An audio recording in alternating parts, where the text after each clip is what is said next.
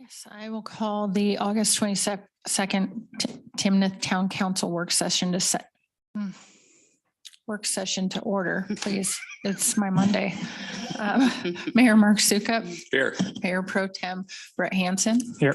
Councilmember Lisa Lake. Here. Councilmember Robert Oxbacher. Present. Councilmember Luke Wagner. Here.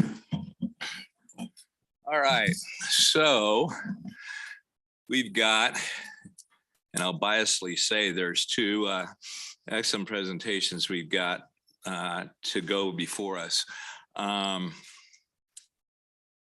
Envision, let's see, no, it was going to be Saviant that was going to do the presentation first, I guess. So if you do it, what we're going to do is give you each 10 minutes. Now, I'm not going to keep it hard and fast 10 minutes, but don't go to 13.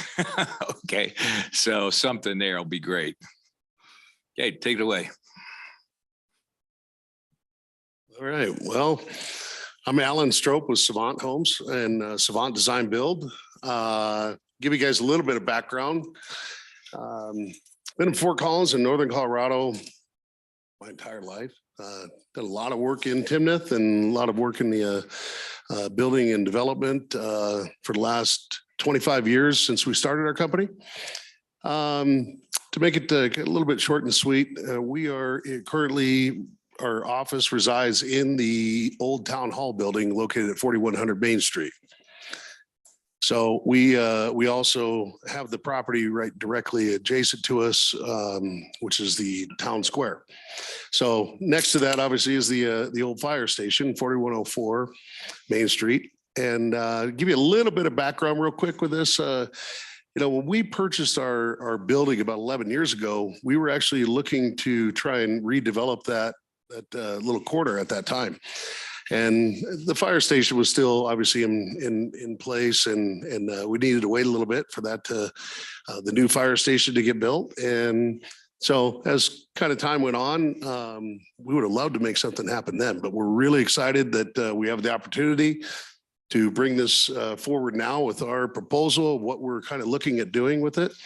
A little background on the partnership that we've got. We've got two other major developers in the area. One, Mike DiTilio, who has developed Timnath Ranch here in Fort Collins. They've also developed the Union Station in West Elizabeth, or the Union, I guess is what it's called. We've done the lofts at Magnolia in Fort Collins. We've done Landmark Residences in Fort Collins. We've got another project down there, the old Ulrich building. Those are all mixed use buildings that we've done. So with that, I'm also going to introduce Taryn, who is our architectural designer that has worked in putting this together. And I'm going to have him kind of explain the vision that he saw in coordination with the town's guidelines of what you guys are looking at seeing as well. So I'm going to pass it on to Taryn.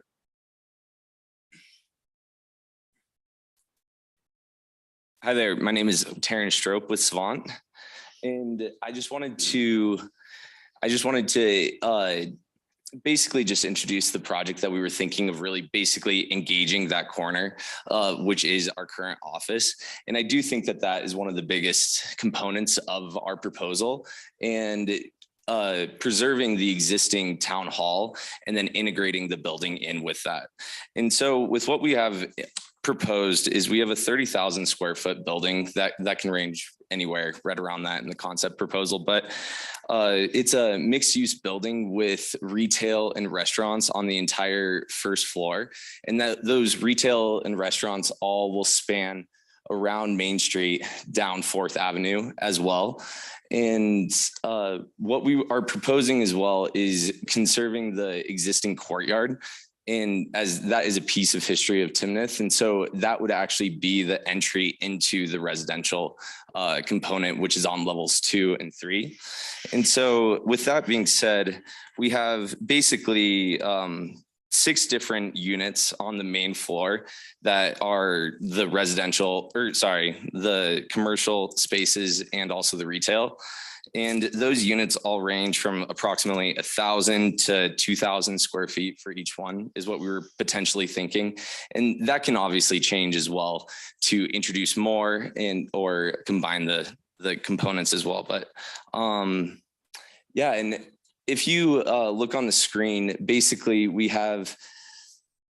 you can see the current Timnath Town Hall right at the corner. And in this proposal, we have the fire station, which is to the right. And that component can be really anything at that. And we could even potentially redo it in rehab it, or we could even do a brand new component that really is engaging that, because the fire station is really what will be the driving feature to everything that has to follow down Main Street right there. And if you can go to the next slide as well. In the top right corner is a rendering that I had put together of basically the 4th Street or the 4th Street corridor right there. And that it's a little bit dark in this rendering, but on that main level, those are all of the restaurants and retail components that is going down that. And currently, if you look at the bottom right corner, the blue T1 and T2, we currently have those as townhomes, and that's to integrate basically the commercial component back into the existing residential that is next to it. But everything can be up to interpretation basically of really what we are thinking of doing. Basically, the biggest thing that we are looking to do is just really work with the town of Timnath and get something that everyone really enjoys. So.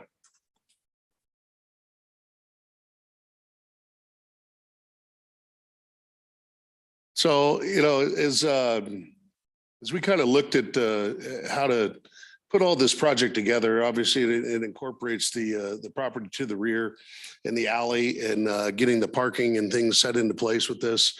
We had a great meeting with the town a couple of weeks ago that I felt went really well. That we're a good player to make this happen for the town. So excited to get moving forward with it. And I'd love to accept any questions or that you guys may have.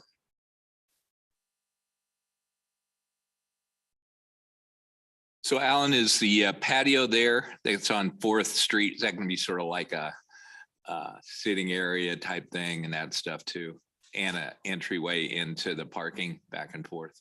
Exactly. That component was kind of that Taryn had put together is a little bit of a transition zone, but it is somewhat of a patio, but it is a pass through. It depends on what the use is that we might have in maybe unit D or maybe unit C. Ideally, we'd like to see a restaurant in unit A, E, and F, and then some sort of retail on B, C, and D. But it could definitely incorporate into one of those spaces expanding as well. What do you plan on for T1 and T2, or is that part of your project? So T1 and T2 is the townhome concept that Taryn's, we've kind of thought about more of a live work. And this is another concept that we had looked at previously in putting together with the town. I feel like there's a lot of opportunity for somebody to have their office there, but yet live in the same space as well. And it's a great transition into the existing housing that is currently there. That and then as it ties into the artisan space, and with the 4th Street, kind of changing, and with the things that are happening downtown in the old town part of the new cul-de-sac and then the new parkway, I think this is really going to be a driver to bring some retail and some businesses onto 4th Street there, and not just on Main Street. Anybody? Go ahead. So, I mean, certainly one way we can evaluate this is price, but I think we're looking at kind of a bigger vision in terms of developing downtown or Old Town. So I guess I'd ask, what is unique about your proposal? Why should we be attracted to you versus another? Well, I think the most unique is that we kind of we hold the corner there for the last 11 years and have run our business out of there for the last 11 years. I mean, it is open daily. We have lots of walk-ins that come in. We've had Oh, I would say at least once a month, we get somebody, coming in to ask about, if we'd put some sort of commercial in there or a restaurant. We've had pizza shops talking to us. We've had all kinds of people over the years, but it's really waiting for this component of all these things to go together to make that happen. And I think that that's what really makes us unique about it. Lisa. So what are your plans as far as, would these units be sold out individually? Would they be rented? What, do you have plans or have you thought about what that would all look like?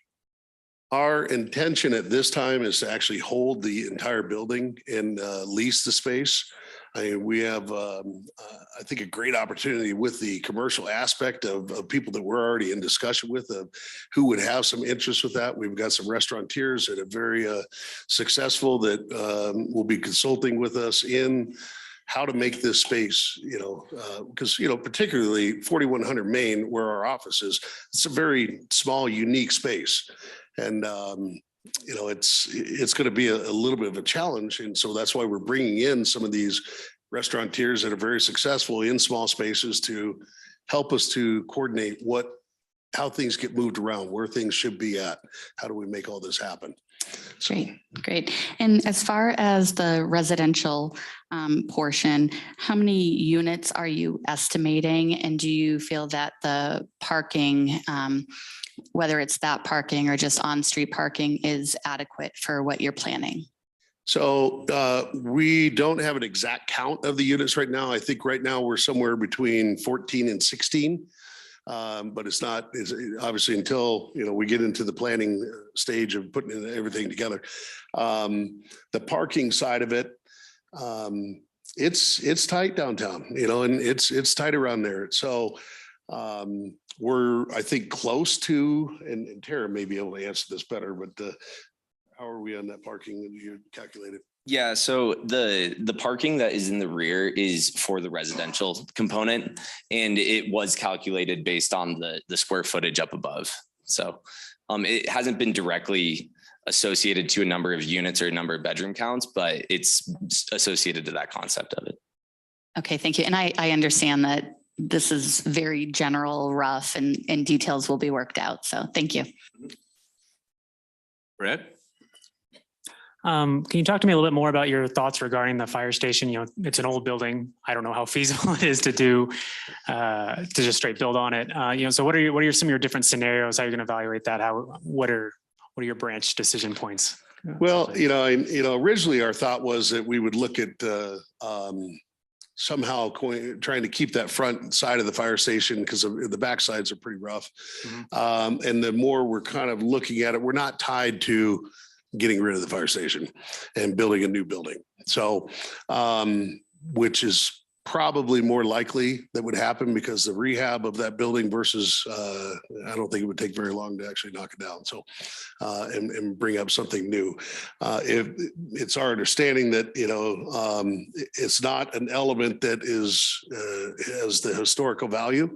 So if it was something, then we could surely, find a way to incorporate that into the project. But if it doesn't, then we would probably lean more towards making it a new building, but look like an old building. Okay. And yeah, I think we're looking to respect, at least me, I can't speak for him, but I think we're looking to respect some of the character, but it doesn't have to be just the old building, like respect for the history, but not necessarily keep the same bricks. Can you talk to me a little bit about the experience of your team with any of these smaller mixed use developments? So one of the first ones that I did was the Loss of Magnolia on Magnolia Mason, downtown Fort Collins. It was an old building that was, I guess, technically more of a remodel onto it. So it was about a 2,000 square foot building that we came over the top of that building with a 42,000 square foot building. It was 3 commercial units that face Magnolia, and then let's see, what was it? 18 residential units up above that. Pretty high end units. Great value, or great, patios, great values of the project. And it's still an amazing building. That was back in 2007 that we did that. I actually go in there once in a while, and we still know a lot of the owners. We sold that building, sold the units individually. So another one, our landmark residences on Mountain Avenue is a redevelopment. We've got one commercial unit on the end, a restaurant, and then we've got 7 higher end townhomes that we did with that. We've got another one that the old Ulrich Blueprint building in downtown Fort Collins at 111 South Meldrum. That building was, it's got 4 apartments up above and 2 commercials down below. It was an existing building that we did a pretty major rehab on it and kind of brought it back to life. It was actually used as a storage building when we got it. And it was full of storage on the lower level, and all the apartments were gutted out and just used as storage. So we're completely occupied on that. So, Okay. and then obviously, between Mike and his projects, he's got several projects in Timnath Ranch developing, and as well as our other partner in this, which is Ike Palmer. He's done multiple developments around as well. And Palmer Properties owns a lot of property and keeps things going. So that's why us all being local people and all of us growing up together and knowing each other, we decided that we're going to put this partnership together and make this happen and keep it local. Okay. I saw the landmark residences one on your company website, so I appreciate the additional information and your experience. Thank you. Mr. DiTullio, would you like to elaborate at all on the projects that you guys have done? Because I know you guys aren't partners always. With Alan, you mean? No, the projects you've done yourself Sure. go ahead. Sure. So I'm Mike DiTullio, live in Timnath.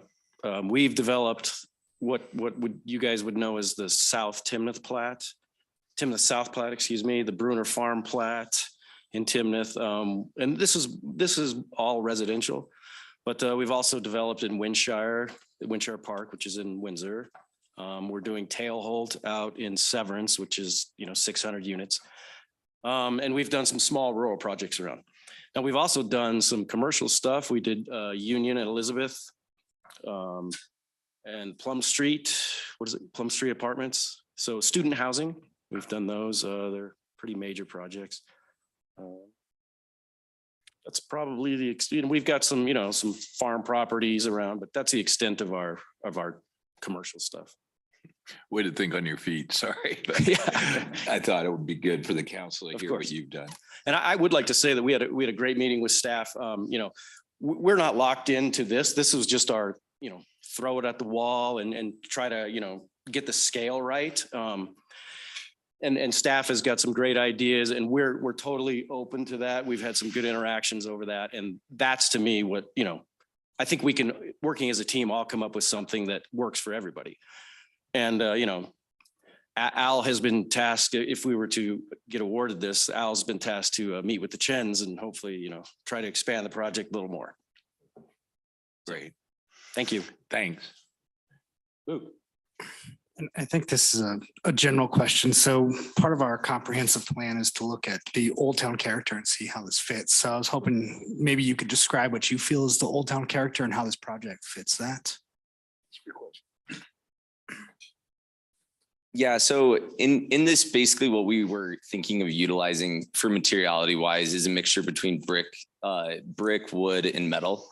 And that's just the idea of the concept plan that we were thinking, and we are open to a bunch of different things for those materiality as well.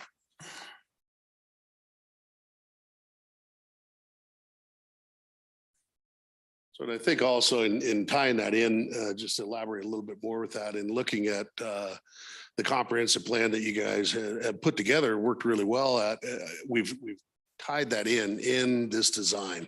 That was the whole transition. Now, I mean, this is still a very constrained site. I'd love for it to be a little bit bigger, but that's just where we're at with it. So, but I think that in the overall design and tying that in, the Artisan Center, I think, is also going to speak to, what this design kind of comes in as well. So it's all in working together with the town to make that happen. Further questions? Any further questions? Thank you very much for your presentation. Thank you, guys. So Mr. Keppel and Mr. Brazel. Did I say it right? And so staying uniform. So you've got 10 minutes to present plus questions. Let's go there. Well, I'm going to do you a favor and I'm only going to talk for 5 minutes because I want to hear Okay. what you think more than what All I right, think. that sounds great. So I'm going to focus a lot on the why about what we're doing here. My personal experience has been heavily involved in historical specific renovations and downtown redevelopment. I've done a lot of very large mixed use projects, and we always look for that piece of history to bring into the project. That's a critical part. I firmly believe that that my job, our job, is to create a place that people love. And that's really above all. It's not about buildings, it's not about architecture, although those things are part of it. Financing is part of it, all that sort of thing. But it's really about creating places that people love. So we'll focus today a lot on the why. That said, I love being a pioneer. That is the most exciting sort of situation for me. I love to be the first one in because you get to set the tone for what's happening around you. And you can establish a level of expectation for everything that comes afterwards. And what we've really aimed at here is creating that pioneering sort of place that everything grows around. I can assure you also that what we're showing you today, it's not set in stone by any stretch, but we're not going to come in and start talking about everything that we want to change after this proposal. What we're showing you is what we believe we should do based on the information that we had at the time. We've learned some things that are very important since then. So just a couple of key points about the, be helpful if I had some visuals going here. Huh? That one overhead's not working, Kevin. Okay. So if we focus on the, some of the key points that we're talking about here, we have thoroughly addressed parking, which I know is a big problem. We've purposely gone for a small number of residential units. And what we've learned since this original proposal is that maybe residential units aren't the right necessary use for Fourth. As we see what's going to happen around Fourth, we're totally flexible to changing that approach. But again, with the project as it was presented to us, residential seemed like the good thing to do. So we're fully parked for the residential, well above national standard, or not, I shouldn't say well above, but above national standards, because parking requirements are going down because of alternate forms of transportation. So that's one of the keys. Also, when we look at the revenue that this is going to generate, because obviously we have to think about that. We're predicting somewhere in the $12 to $15 million range over the course of 10 years, just in the tax value. That doesn't include the economic impact to the overall area that we can hopefully affect, that we will affect. And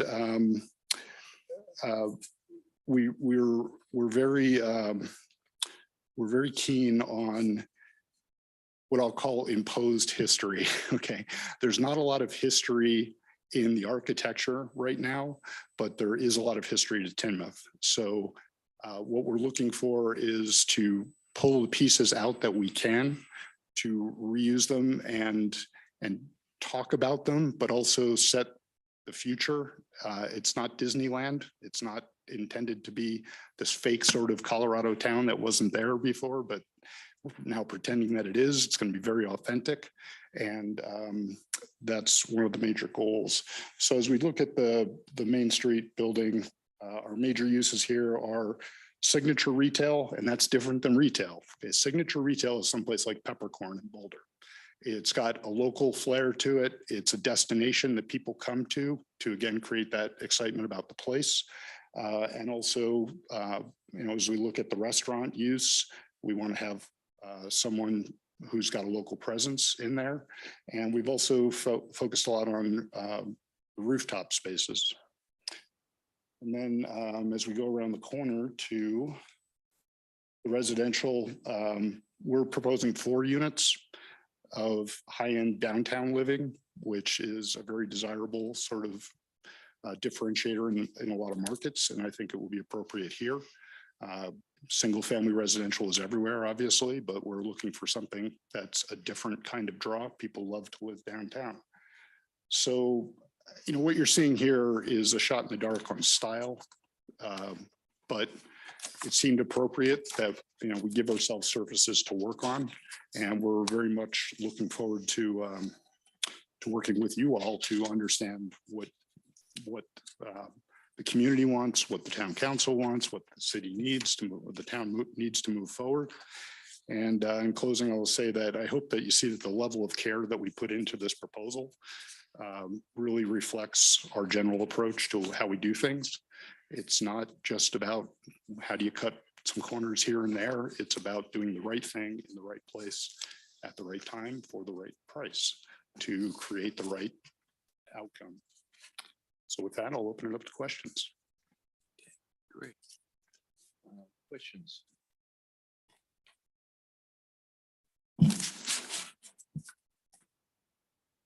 Mind if I go Go first? ahead, I'm sorry. No, that's right. First off, these renderings are very nice looking. So I'd first like to compliment you on that. Though they're incredible. Now, one question I'd have, your group Imagine. You didn't have a web presence that I could find. Can you tell me a little bit of background about your group? Yes, so I should introduce everybody that's with me. We've got my partner, Dave Brazel, who we've assembled this team for this project. So you're not going to see a lot of history about Imagine Ventures, number one. Okay. We've also got Ross Seymour from Blackburn Group. He's working with us on the construction side of things. And Blackburn has a long history of constructability and fairly impressive large scale projects. And Annie Larner with Market handling our real estate side. So a lot of the experience comes down to my 30 years of doing mixed use redevelopment. And I've been in many cases involved at an equity level in those developments. That level of detail that we go after has been across the board. And we've done projects in Overland Park, Kansas, Hyde Park, New York. We re-envisioned downtown Main Street, Las Vegas, which someday will happen, I hope. And a number of other fairly large projects. As far as Colorado projects, I've worked on the Southlands development in Aurora, also Corner Star, which is also in Aurora, or Centennial, I believe, and 29th Street, Boulder. Okay. Out of curiosity, you mentioned an underperforming casino hotel in Vegas. I grew up in Vegas. I'm curious which one you were working on. The Plaza Hotel. Okay. Which, to call it a hotel is being kind. Got it. It's more like a place where you go after you fall over the penny slot machine. In the Got morning. it. Thank you. Your proposal also mentioned you're active in other developments around town. What role are you fulfilling? What other developments, I guess, are you working on, and what role is that? Just so I have a clear idea here. Those are the ones that I mentioned: Southlands, Corner Star, 29th Street. Okay. Are the most local. Okay. Thanks. And then just a little bit of clarification on the residential buildings. You mentioned you learned some new things about the code requirements. It's in our business zoning where we don't allow new residential structures. The idea, I think, at the time was we didn't want someone coming in just turning Old Town into a bunch of houses. Right.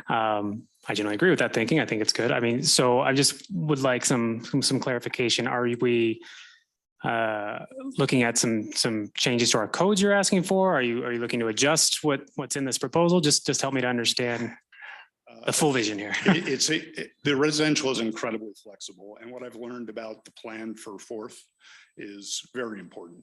I would, for this project as an island, I would not put residential around the corner because it's going to fail.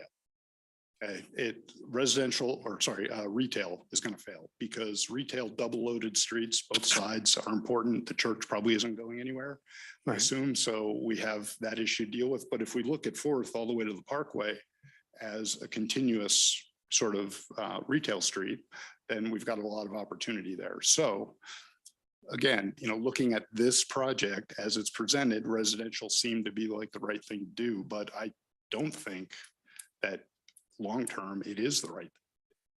Okay, I'm just trying to understand what the next steps would be if we went with your proposal Well, there. it would really be to understand what kind of timeline Fourth is on Uh-huh. and to look at the context. Everything about downtown redevelopment is about context. Okay, And unfortunately, I'll use that term loosely, but unfortunately, the church is a bit of a problem for the goal of what you're trying to establish with Fourth.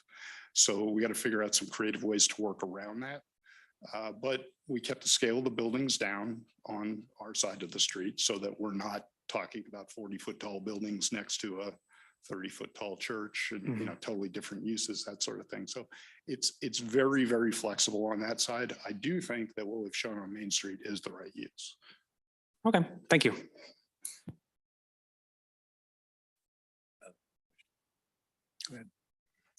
I'll ask you the same question as far as selling or renting. And just some background on why I ask. I was recently at a council chat session and heard from many residents about the lack of rentable retail and commercial space in the area. So on the Main Street side, the intention is to build it and hold it. On the residential, we've got the flexibility to go either way, actually. So one scenario that you could look at is we say we build 4 sale units and those help to finance the Main Street project. Or we build the rentable units, get that fully leased up, and then we figure out another funding approach for Main Street. So it could go either way. I wouldn't change anything about the way we design the units because we want to be at a certain level in the market. Thank you. Robert? I'll ask you the same question, which is what makes your proposal unique? What makes it unique? I really care about these things. Okay. I hope that I get that across to you. I just really go at these at an obsessive level. And what I think you're going to see is that we're going to get down to really small details that are very important details. One of my favorites is visual clutter. Okay, when you go down a retail street and there's banners and there's lights and there's trees, all this stuff going on, it's always too much. Because everybody tries to put a lot of stuff in, but 2-inch caliper trees. Okay, I'd rather have 6-inch caliper trees and have as many, those types of things. So that's the type of level of detail that we look to. And I think in addition to just the care about the planning side of things, what makes us unique is that level of detail that we're planning on putting on this. You use the phrase imposed history, Yes. which I like that term, but can you talk a little bit about Timnath, the character of Timnath, and how you see incorporating that into this project? Well, I'll frame it in the reason that I know that Timnath exists. Okay. I didn't grow up here, but I used to hang out at the public market building and I just go there on Saturdays to hang out because I liked it. It had a really nice feel to it. And the scale of the streets is right. Many people know this, but some don't. When Disney came up with Main Street, they modeled it after Fort Collins. And if you measure storefront to storefront in Fort Collins and Boulder, Pearl Street, all these successful retail streets around the country, they're all exactly the same. And that's the reason. So when I saw downtown and I saw the lack of use, number one, but also the scale of it, it just felt right. And that's what struck me as a special opportunity.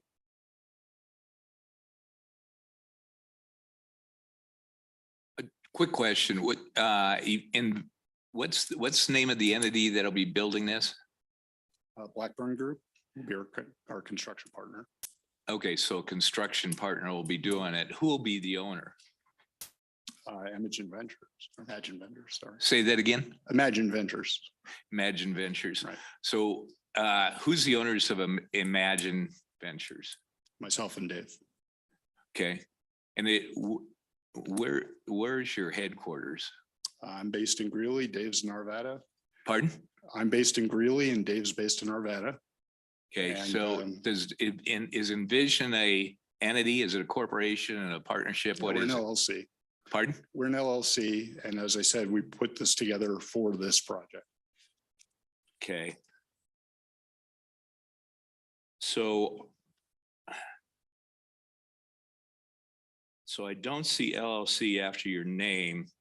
Is it just an oversight? I'm not sure where you're looking, but Pardon? yes, would be the Okay. answer. Yes. Okay. That's all I had. So thanks. Thank you for taking the time. Very artistic renderings, as my other council members have said here. So we appreciate your work and effort and taking the time to come talk with us. Great. Thank you. So with that, I think we end the work session. Everyone okay with that? So could I have a motion to adjourn? I move to adjourn the work session. Do I have a second? Second. All those in favor say aye. Aye. Opposed? Motion carries unanimously. We are adjourned for the work session. Now, we're going to enter into the exec session. So sorry, we appreciate you being here, but we're going to throw you out. Thank you. Thanks.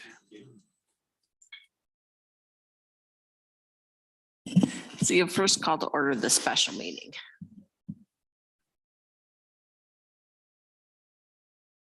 You'll need to call to order the special meeting and then have the motion. Yeah.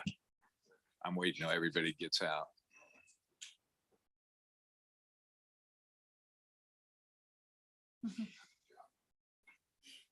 Okay. All right, Carolyn, what do you want me to do?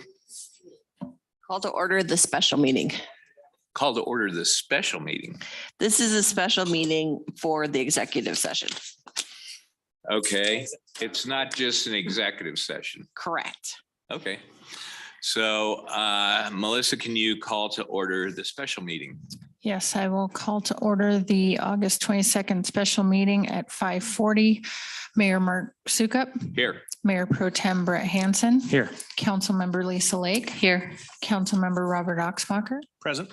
Councilmember Luke Wagner. Here. Okay. The purpose of this executive session pursuant to section 24-6402 4B for the purposes of conferences with the attorney for the local public body for the purposes of receiving legal advice on the special legal questions related to impending litigation. Okay. To order an exec session. So now we need to have a motion pursuant to everything you just cited. Well, that was my motion. Okay, so we need a second and a vote. I'll second. Okay, all those in favor of the motion, say aye. Aye. Opposed? Okay, motion carries. We are now in exec session.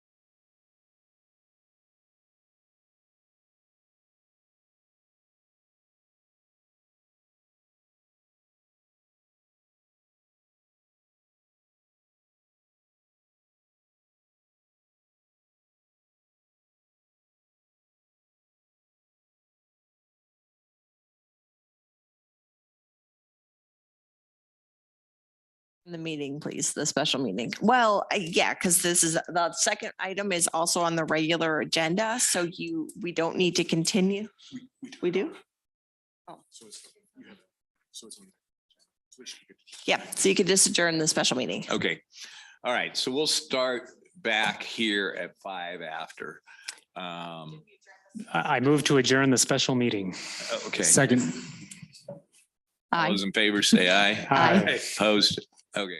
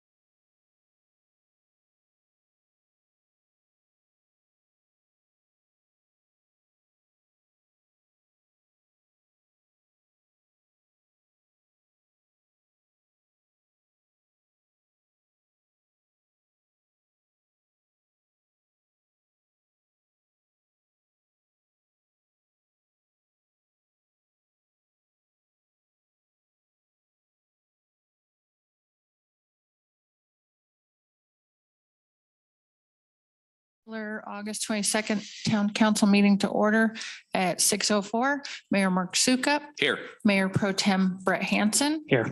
Councilmember Lisa Lake here, Councilmember Robert Oxmacher, Present. Councilmember Luke Wagner. Here. Aaron, do we have any amendments to the agenda? Public comments. Melissa?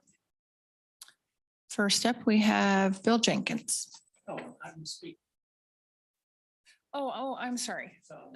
Okay, not general, sorry. Becky Gomez.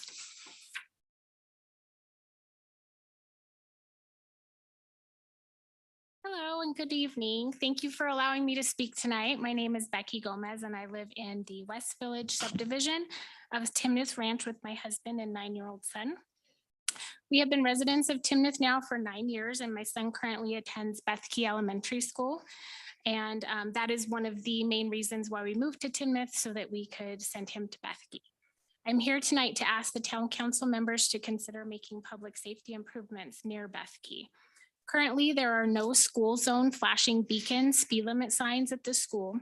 As everyone probably knows, these lights flash at certain time periods of the day when children are present, warning drivers that the speed limit is decreased. These signs are prominent at other schools throughout Northern Colorado and Timnath's other elementary school, but not at Bethke. Bethke has been in existence for the past 15 years, and as we are all aware, there has been substantial growth in the area in and around the school. There are now over 600 students and teachers that attend this school.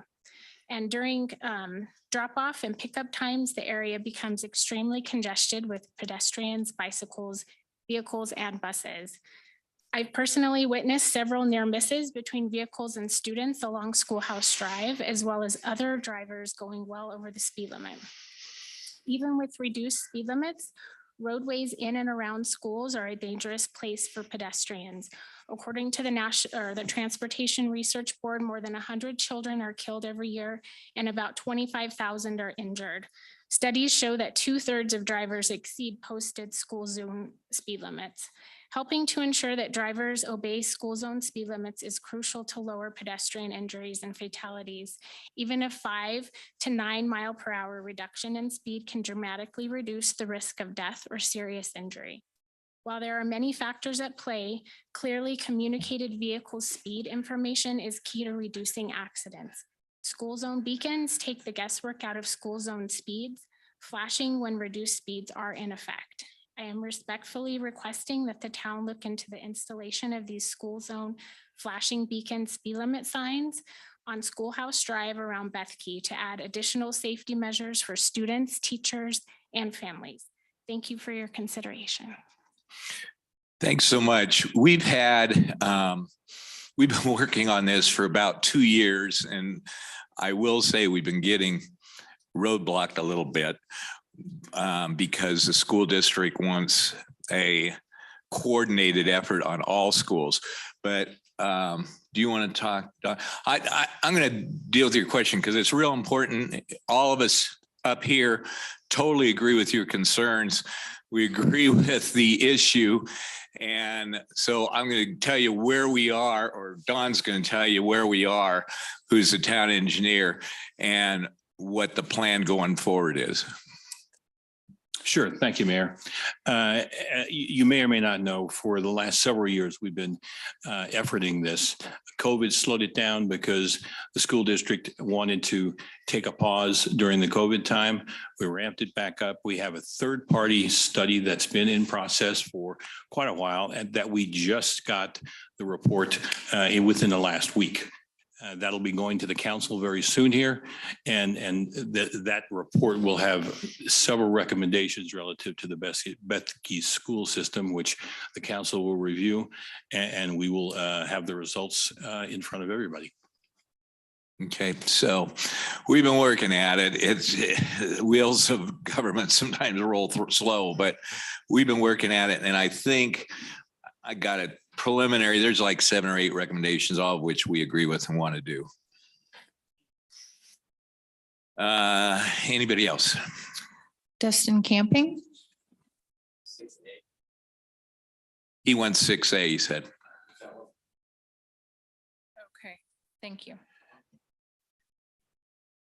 Anybody else? That's all I have for public Okay. comment. Consent agenda, approval of the July 25th, 2023 special town council minutes, approval of the August 8th, 2023 town council meeting minutes, August 11th check register, and first reading setting the public hearing on September 12th for an ordinance amending chapter 4 and 6 of the town municipal code.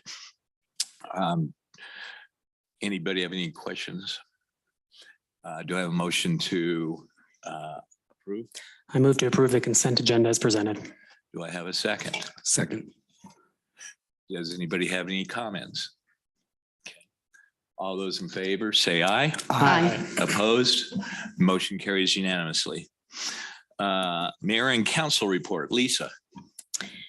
So I just wanted to give a summary of the most recent council chat. Brett and I were both at that, but we were separated. So my comments will be specifically to the group that I spoke with. And then I'm going to give it to you to include in the minutes for the next meeting, if that's okay. And since it's going to be written out in that, I'm just going to actually read what it is that will be in there. But before I read it, I just want to thank everyone who did come out. It was very comforting to see how many people care so much about the community and had such great feedback for us, some ideas.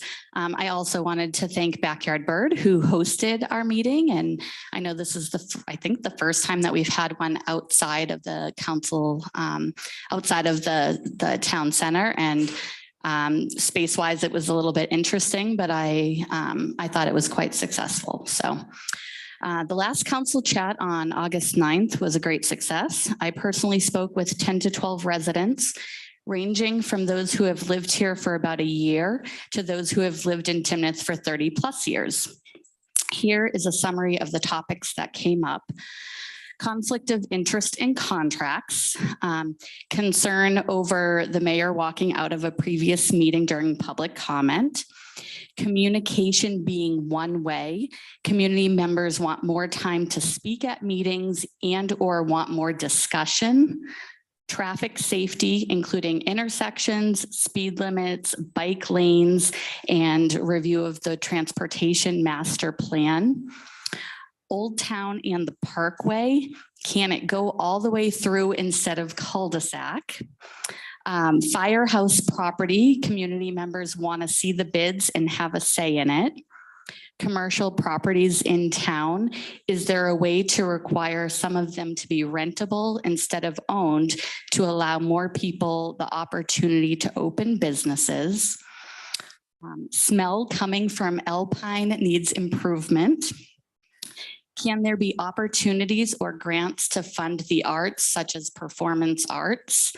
And council pay. Some community members feel that council members should be compensated for the work they do.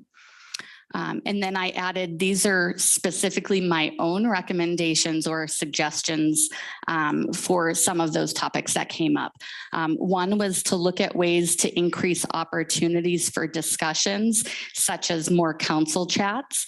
I personally don't think council meetings are the place for community open discussion, but I understand community members wanting a way to be heard. Related to traffic, that the study is already in the works to look at some of those intersections. And then in the next community survey, I think it would be great to ask community members questions related to council pay as well as expectations of council members. So that's the end of the written portion, and I'll just kind of expand a little bit. I know we do, our community surveys quite regularly. And one thing I think that has changed in my time on council is just the number of community members we have. And I think the expectations of what community have for council members changes based on that. And I know personally, I would love to hear what those expectations are of community members so that all of us up here and future council members kind of have that as they are elected and as they move forward with that. So hopefully when we come up to the time, I think we're doing the survey sometime relatively soon. I know we've talked about it. I would love to have some input on some of the questions that go into that. So thank you. Anybody else? Brett? Yeah, I'd also want to give a little bit of a feedback regarding the council chat event. To start, I also came up with a written statement that I'd like to read into the record, and Melissa, I'll email this to you for the minutes later. In the recent council chat town event, I was approached by a financial backer of the citizens group Guide Our Growth, the group that formed to pass the charter amendment in our town's recent election. This individual wanted to discuss a social media post I made during the election. This post summarized publicly available information from official campaign finance reports and news articles related to items in those reports. My post shared that according to official reports, tens of thousands of dollars were funneled to Guide Our Growth's political campaign through an organization that hid the identity of their donors. While this activity is common in big politics, it has not been common to Timnath. It is newsworthy in our small town when large amounts of campaign money come from unknown sources. I later received an email from Guide Our Growth confirming that they felt justified in hiding identities of donors, and it was in fact intentional and purposeful. At the council chat, this Guide Our Growth donor expressed unhappiness with my spotlighting this publicly available information. They then stated that their group now has access to large financial resources as a nonprofit, and they're just getting started in Timnath. After asking where the money came from, the answers I received were multiple interested parties. It was none of my business to know where the money came from, and I would see and feel the results of their actions soon. The conversation concluded with what I felt was a threat regarding my future participation on the town council due to my asking questions and sharing publicly available facts. I don't accuse anyone of anything illegal, but an emerging pattern of political campaigns and activities of this nature will not be good for Timnath. This is new to our community, and it will change our town. Timnath residents desire transparency in our elections and government. As a matter of policy, campaign finance reports now get posted on the town website. Everyone in town will know how future political campaigns are funded. I ask groups to consider how they want to be perceived by community members who are not part of their club. I hope these recent actions do not represent what they want to be. I have no desire to see anyone in this town in a negative light or participate in nasty fights and accusations. I'm here because I wish to work with my neighbors. I welcome collaborative community involvement, and I invite positive, productive discussion. It's my hope I don't have to go into any of that type of thing again. I also want to thank those that came out. I want to thank Backyard Bird for their being gracious enough to host us. And I also want to thank those who came and wanted to discuss relevant town issues. The big ones I got were related to traffic safety.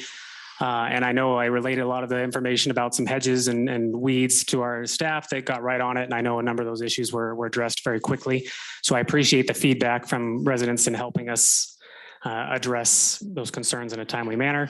Also gotten to have some good discussions about how our town codes work and the kinds of discussions that we have in a general sense with whether it's PD overlays or zonings and things of that nature. So I appreciate everybody that was involved.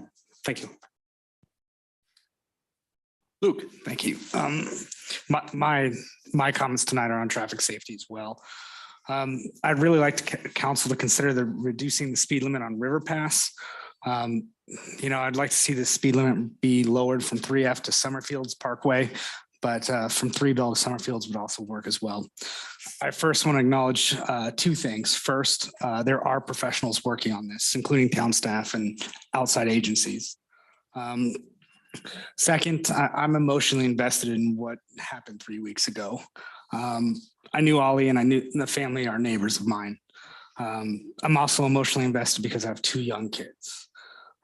So knowing these two things, I just would like further discussion with council, maybe your support to having town staff move forward with lowering the speed limit.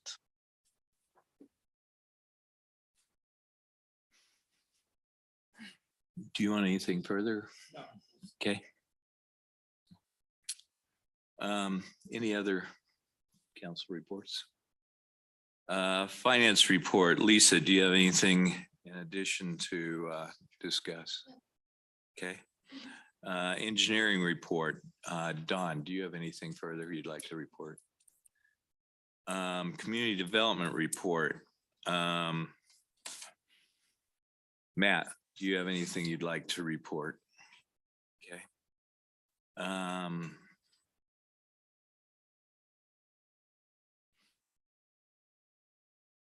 missed a page. There it is. Chief Jones, do you have anything you'd like to report? Okay. Mayor, I'm sorry, real quick. Chief, I hate to put you on the spot.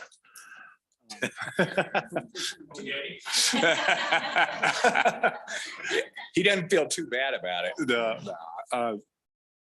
I did actually just have someone ask recently, and I know your report provided a little bit of a staffing update, but we had originally identified this year as a goal of going into 24/7 coverage in 2023. And I was just wondering if you could provide an update on our progress towards that. It will be a bit of a stretch. We have 2 applicants in the training academy right now. They'll graduate in December. I would be looking at the first half of the year next year to safely do it. We can pull it off right now, but we would only have 1 officer on graveyards. And I'm digging in the Wayback Machine. I forgot, was it 21 or 22 officers that we identified as kind of being our target to do that? It's 19 now, and then 21 will hit the street. And after FTO, they'll be viable candidates to patrol on their own. So it'll be safely stipulated for 2024. Okay. Thank you. Appreciate that update. I'm sorry, Chief, what's FTO? Oh, field training officer. Okay. Thanks. So that's 2 officer car. Okay. You good, Robert? Thanks, Chief. Thank you.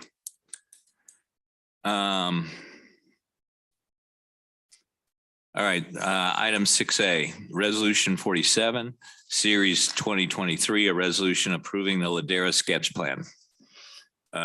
Kevin.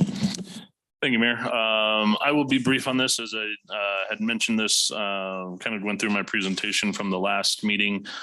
This is the Ladera sketch plan. This is just a quick little snippet of where we are in the process. We are here at the beginning of the major subdivision process for this sketch plan.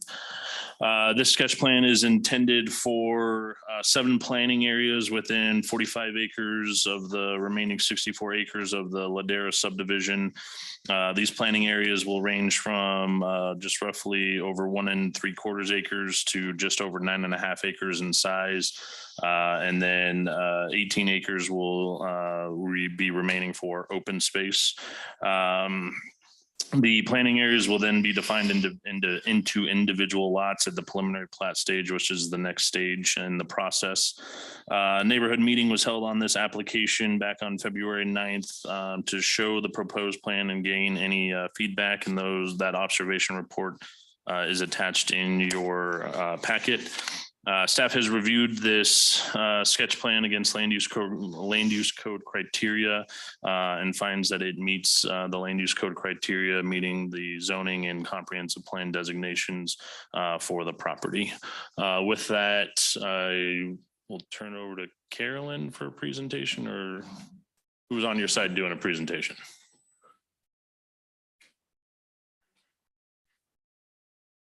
Mayor, council, town staff, members of the public. My name is Carolyn White. I am the land use counsel for the applicant. We have already delivered our presentation and it's in the record. And I believe where we left off was getting ready to open a public hearing. So I don't feel the need to repeat everything I told you that night. I'm sure you remember it. And if you don't, there's a 20-page letter in your packet that will remind you. So we'll just stand on what we've already presented and look forward to the opportunity to make closing remarks following the public comment. Thanks, Thank you. Caroline. Melissa, public comment? Yeah, and just for clarification for anyone who wasn't at the meeting on August 8th, the public hearing was opened on August 8th and it was continued until the meeting tonight. There was notice of that meeting on the 8th, but just out of an abundance of caution, since the agenda didn't refer to the public hearing, we did continue it to make sure that anyone had the opportunity to come here and to speak on this issue. So we are now going to proceed with reopening and continuing the public hearing. I will reopen the public hearing at 6:23, and I have Dustin Camping.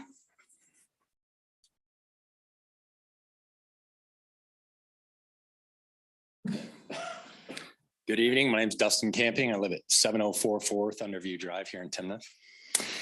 Thank you, Mr. Mayor and Council.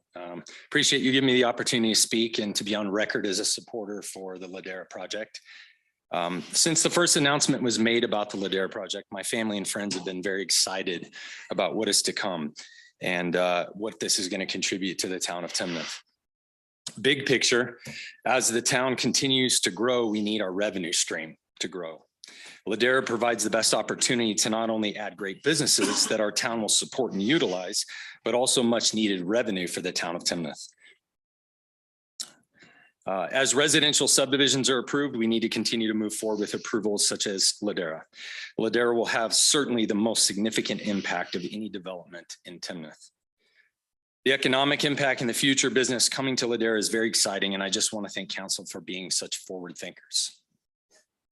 My concerns thus far, as I have listened and observed, is the pushback and critiquing on certain elements of this proposal that I feel undermine the Planning Commission and Town Council to make solid and responsible growth decisions for our town. On top of this, my concern is the stigma that is and would be created for future companies and organizations that would consider rooting down in this wonderful town, that it's just too dang hard to deal with Timnath. Opportunities potentially lost. So I just wanted to say in short, thank you for listening to my unwavering support and trust in you as council to move Ladera forward in a responsible and timely manner for the financial benefit of this town and the ability to use Ladera and all that it will offer to us as residents. Thanks. Thanks, Dustin. Anybody else? Mark Tingy. Just a quick comment and thank you to be in front of friends and associates. I just wanted to briefly express my support for the Connells. I have a lot of confidence in the town system, the Planning Commission and also the council having gone through that numerous times. I do believe it's a solid and a well oiled program to be able to have the merits of the project vetted out and developed it to its best possibilities within the code and within the directions of the town. I simply wanted to comment that from my experience, the Connells are probably some of the finest people of Northern Colorado, and that we're fortunate to be able to have them develop and move forward the project. And I wholeheartedly express my appreciation for their efforts to enhance our community. Thank you. Thank you, Mark. I don't have anybody else signed up. With that. So I will close the go public ahead. hearing at 6:27. Okay. So with that, do I have a motion for resolution number 47? And Mark, I actually do have a couple of questions for staff and the applicant, if that's okay. Don't we do that after? No, this is the appropriate time to ask those questions. Okay, go ahead. Thanks. And whoever feels best suited, but as you all know, our community is very concerned about traffic. I particularly have been critical of traffic, specifically as it relates to the Walmart parking lot. The materials for this were reviewed. There was a traffic study cited. That traffic study is something that occurred during essentially the pandemic. I think there's been some explanation as to how that that they were still confident in that traffic study. But if the sketch plan is approved, can we talk a little bit about what that process will look like going forward to make sure that what's developed here doesn't strain the traffic system in the area? Sure. I think two things, and we can comment. Steve's here to comment about that because he reviewed part of this, and I think the applicant's traffic engineer is here also. So with that, I'll let Steve at least take a first shot at this, but I expect the applicant's traffic engineer to kind of take it up from that point. Yes, I think I'll just address things more from the town side at this point. But we do know that during COVID, traffic counts were down. Developers do have to go out and take active traffic counts, but during that point in time, they were actually escalated because of the lack of traffic to the best of our ability. But when master planning is done regionally, townwide and regionally, or in the future, all of those growth expectations are from the Northern Front Range MPO. It had nothing to do with COVID. Those numbers have been out up through 2040 for way before COVID, and they are continually updated. So we don't really think that traffic counts during COVID really in any way impacted the projections for background and local traffic. Okay. Good evening, Curtis Rowe with Kimley Horn. Mr. Mayor, members of council, good to see you again. And give us your address. Yes, it is 6200 South Syracuse Way, Suite 300, Greenwood Village. Thank you. Yes. So to answer that question, the project did begin in 2020. So counts were conducted in October of 2020. We had data that we obtained from the town of counts that were collected in the study area and at the key intersections in 2018. And as was mentioned, we did a comparison between those counts. The counts that we collected in 2020 were actually higher than the volumes that were counted in 2018. There was an incident or in that month of October, things had returned a bit to normal, normal-ish. Obviously, schools were still affected, but I was back in the office. I remember doing that with the counts. I did anticipate that the COVID volumes would actually be less, and we were prepared to make an adjustment. But when we compared to that 2018 data, we were surprised and actually to notice that the 2020 volumes were actually higher than the 2018. So because of that, we decided also that we would count again in 2021. So we did some additional counts just to truth check everything.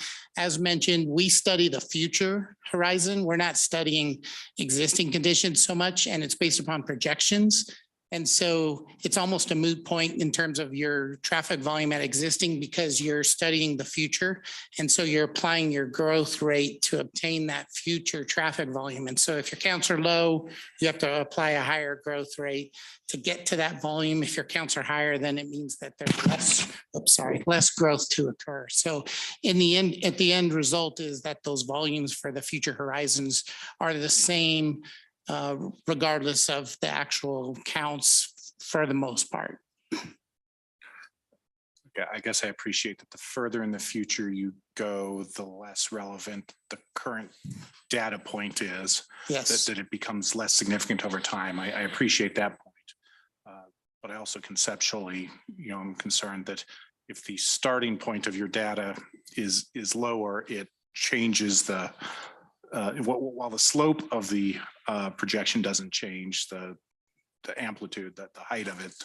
Yep, absolutely. And so, that is why we did those adjustment calcs and we worked with town staff. It was, very good to go collect and obtain that previous data. We're very appreciative to collect everything that we had and then provide those comparisons so that we knew that we were starting with good data for the basis of that study.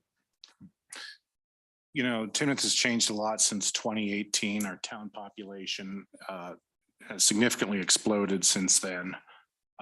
But we also know that most of our Harmony traffic is not Timnath residents, it's regional.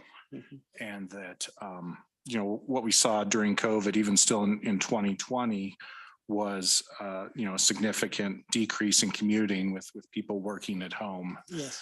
And I'm still just worried that maybe we're not starting from a good data set and making these projections. Yeah, keep in mind, obviously, that, the 2020 ended up being higher than 2018. Well, it was higher than 2018 grown for the 2 years of development. So we added traffic to the 2018 volumes to represent what a normal 2020 condition would have been, what we thought it would have been. And the counts were actually still higher than that adjusted 2018 to 2020. So we went through full exercise.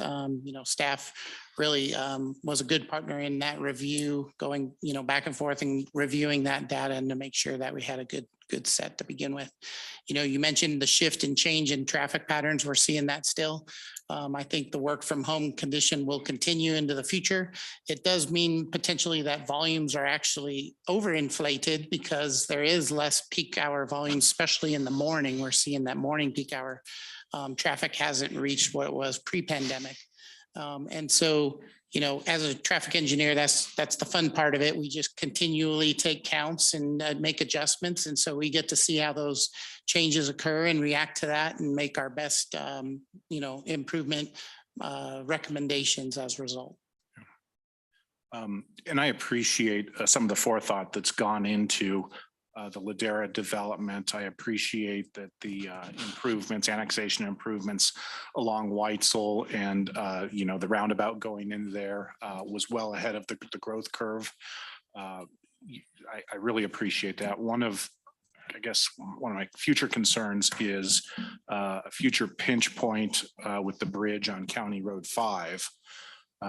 And I know that's not currently part of the program. It's actually annexed elsewhere, things like that. This might be a better question for Don or Kevin or Steve, but you know, how do we make sure that as we approve this and future Ladera phases, that County Road 5 doesn't become a pinch point, that we stay ahead of the growth curve there? Sure. As you know, we're in the process of updating the overall town master plan.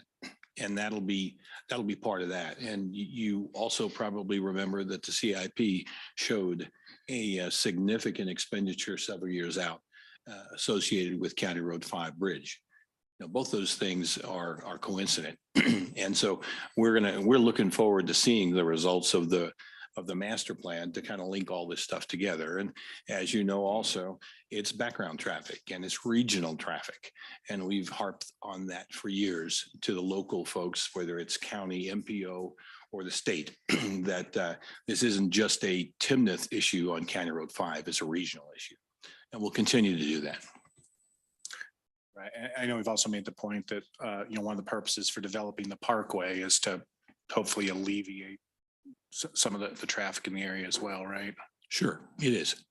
Absolutely. And as you know, there's a bottleneck going through Old Town because there just isn't the capacity or the space to do it. So I mentioned Walmart. You know, that's a project that when it was just Walmart, we could handle the volume, and then incrementally we approved, you know, different establishments after time. And eventually we reached the point that at least on some occasions we're over capacity there. How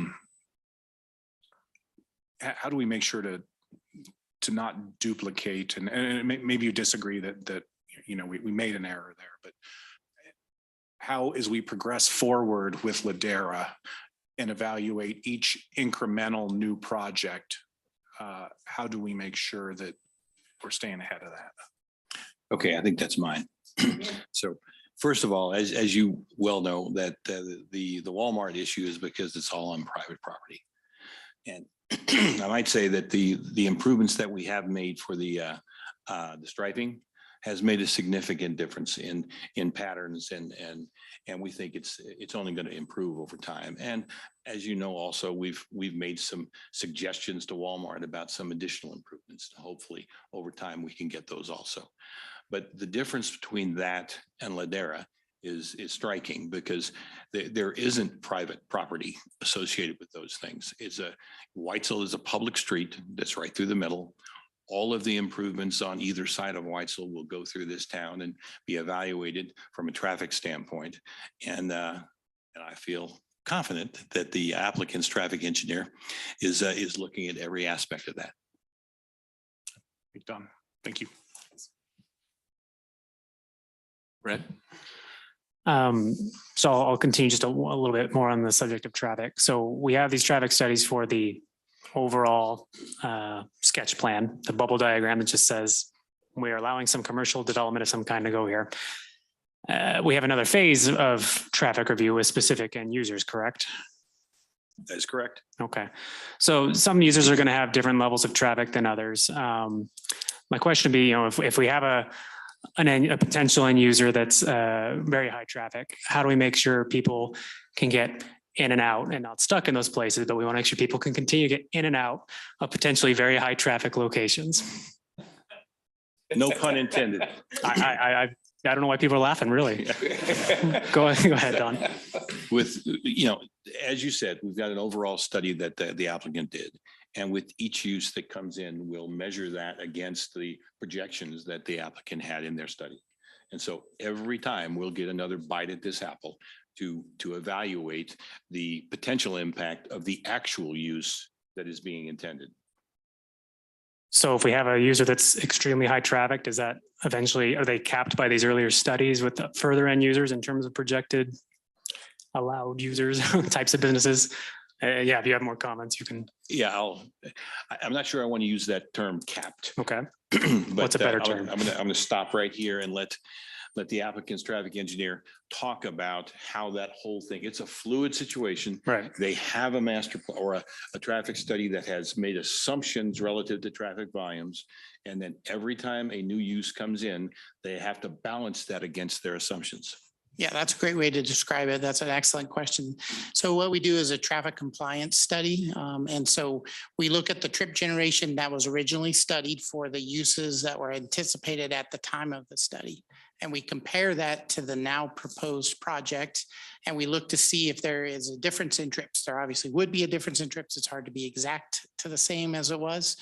Our goal when we do the master study is to be conservative so that when these projects come in, the trip generation will actually be less. And so that's the way that we prepare those. And working with the town, we were specific about being as conservative as possible in our trip generation estimates. I think when we look at Ladera overall, and this will play out over time because we'll see what developments come in, it's very likely that the trip generation that Ladera will create or generate is going to be less than what we studied. But we will be required to evaluate that, give you the numbers so that we are comparing what was studied originally to what is actually proposed now. If the traffic volume is higher, then typically what's required is that we are to do an analysis with that additional traffic so that we can see if there are any additional improvements that become triggered based upon that development, increasing the traffic volume. One of the things, like you had mentioned, we knew about a potential high volume fast food restaurant. And so typical fast food restaurant trip generation is based upon the floor area of that restaurant. Those are typically around 4,000 square feet. We actually put in double the floor area for the fast food restaurants and for the restaurants to accommodate a more higher demand potential restaurant condition. So working with staff, we knew that, we needed to be conservative relative to this so that, we were comfortable with the recommendations that we were proposing so that from your transportation master plan process, how to plan for the future in terms of what improvements are needed. Okay. And I really appreciate a conservative or pessimistic approach, depending on how you want to phrase it. And it would certainly be my hope and my expectation that we just see balance over the overall development with the Walmart parking lot. We've got a couple of very popular establishments. That's great, but they're right next to each other. And so it creates a little bit of a backing up. So I just hope we see some thought with how those different businesses are laid out. So we space out some of the more popular ones. So. Yeah, that's a great comment, great point, because the way that the trip generation equations are created, it's an average. And so there are ones that exceed average, like Chick-fil-A, as you mentioned, and Starbucks. And then there's ones that are less than average. And so, as a traffic engineer, when we do a good study, that means that we're providing a conservative approach, making sure that we're shooting above the average so that we know that we're providing a useful document for the town to review relative to what impacts are related to and also what improvements are needed. Okay, thank you. Yes. If one of these incidents are triggered, like whose costs would that be? If there's additional needs? Okay, if I understand the question, assuming there was a use that created a circumstance where the end traffic volumes were higher than predicted, and that necessitated an improvement or something to be more than what was anticipated, it would more than likely be a developer cost. It's a complicated kind of scenario, but I'll answer it directly. I can't really see a circumstance that it wouldn't be a developer cost if it was a developer initiated circumstance.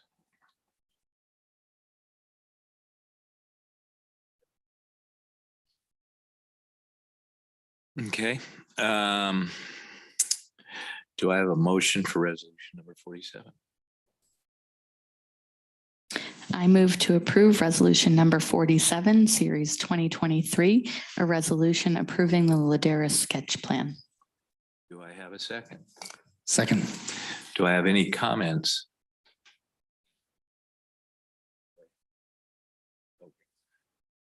I'll just follow up on my comment, which is, I think right now what we're approving potentially with this sketch plan, the traffic can be accommodated. But I do think we ought to be mindful moving forward.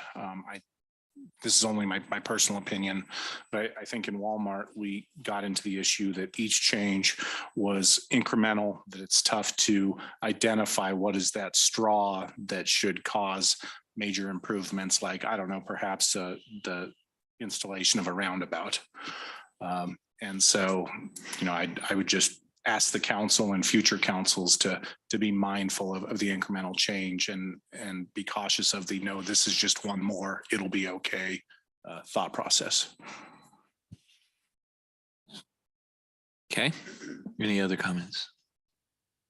Okay. Do I have all those in favor of resolution number 47, series 2023, a resolution approving the Ladera sketch plan, say aye. Aye. All those opposed, say nay. Resolution number 47, series 23, a resolution approving the Ladera sketch plan, approved unanimously.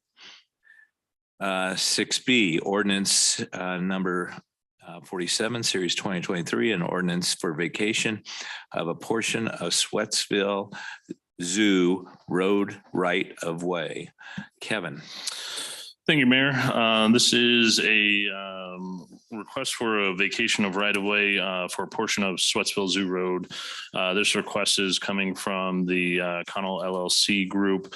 Since it is right-of-way, the owner is the town of Timnath. Just for quick reference, the area of the right-of-way that's being requested to be vacated is this curved portion of what is the dead end of Sweatsville Zoo Road, south of the pediatric urgent care and Smiles Doctors, just east or west of that entrance into the area for Costco. Quick background on that as well is in 2021 with the Ladera subdivision for their minor subdivision, they created that new right-of-way for the extension of Whitesville to County Road 5. Generally at that same time, CDOT closed the frontage road along I-25 between Kechter and Sweatsville Zoo Road. With them closing that frontage road within their right-of-way, it basically created the dead end of Sweatsville Zoo Road at that westernmost portion. And due to that, the right-of-way in this area is no longer needed as it does not provide any access to any other areas within town. This doesn't provide any access to any future frontage road that would be there with CDOT's I-25 widening plan that would be taken. That frontage road is being taken up by that plan. So this right-of-way doesn't is pretty much a dead end to nowhere from that standpoint. With the vacation of right-of-way, it actually does get split and then dedicated to the adjacent property owners to become real property. In this case, it actually would go back to both Connell LLC as they are both the owners of the little triangle to the north, just south of the Smile Doctors, and then they own to the south. Staff has reviewed this vacation of right-of-way against code and the criteria that it meets is that it facilitates a right-of-way exchange, that the development group provided the right-of-way for the relocation of that old frontage road and the extension of Whitesell through their project for the vacation of that frontage road, and that it is no longer necessary for public use as I mentioned, it creates that kind of dead end right at the I-25 right of way. With that, I'd be happy to answer any questions.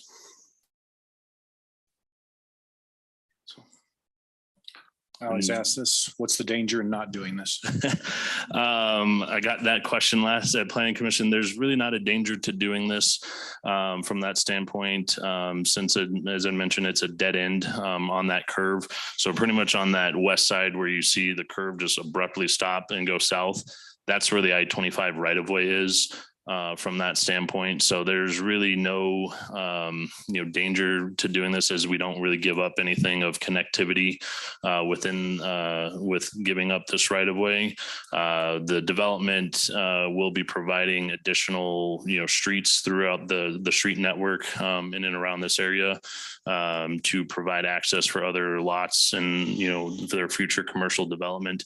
If this right of way stayed, it would essentially loop right back to Whitesell. If that was intended to be the case, because it can't reach back down to Kechter at this point. So it essentially would just be additional right of way that then would turn into most likely a private drive that would then loop back into Whitesell. So there's really no benefit to keeping this right of way just for this stretch. The stretch east of that entrance into Costco back to the roundabout will stay as right of way. It's just this little kind of curved stretch to the west is being requested to be vacated. And this is a public hearing, Mayor. Any other questions? Actually, I do have a question on there. So, and I should know this. Who are we vacating it to? The Connell LLC group. They own. I will try and zoom in a little bit here. So there is a triangle parcel that's just on the north side of this. That is owned by the Connell LLC group, and then they own the portion to the south. And when you vacate right of way, you typically split it in half and dedicate it to the adjacent property owners. And since they are the property owner on both sides, it would get dedicated back to them. So isn't there a value to that right of way? There would be a value to that right of way. From that standpoint, we as town could keep that right of way.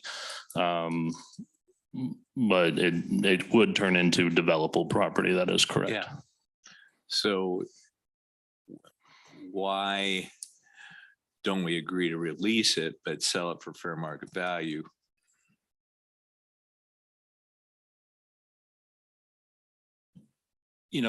Traditionally, that just isn't done. 99% of the time you were given the property. So you didn't pay anything for it to get it. And so when you have it doesn't make sense to me, quite frankly. I For mean, right away. There's property there. It's got value. If you take that curve right there, I don't know how many square feet it is, but there's a decent amount of square footage there that it's got to have some value. I assume half of it's probably Connell and the other half's the town. And well, I mean, I'm just telling you what traditionally is done by Timnath and any other community. You just did a very, very similar thing up in Saratoga with Prospect Road that was vacated and went to 2 different property owners. 5 different in that one, in that case. So I think what Don is getting at is when plats and other, and this one is more of a historic, but when plats are done and right of way is dedicated, it's just dedicated free and clear to the town. The town doesn't pay anything for that right of way when plats are done. So that's what Don is getting at, is that at this point, the town didn't pay anything for this right of way. This is actually a historic one from years and years ago that was actually brought into the town with the annexation of the Costco area from county. So it was a county right of way long ago. So the town got it essentially as a free and clear right of way at that time and didn't pay for that right of way. I have a hard time seeing there's not value to that piece of green on that map. Does anybody else see an issue there? I think it's all about karma, Mayor.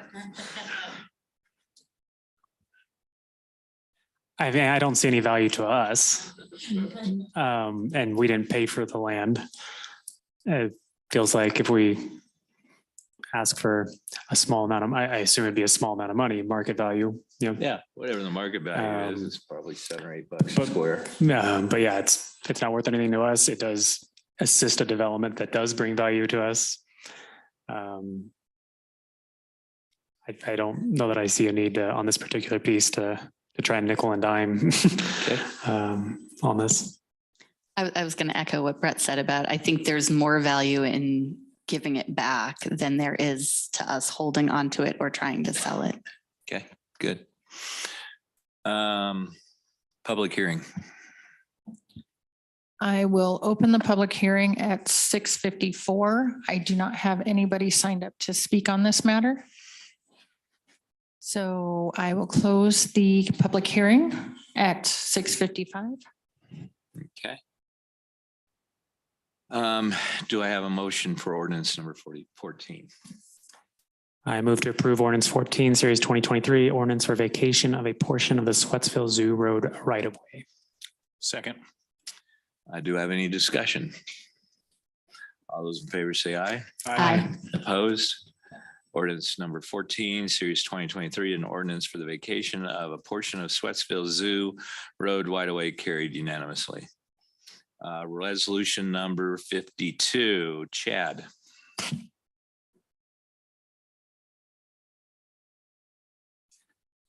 Thank you, Mayor.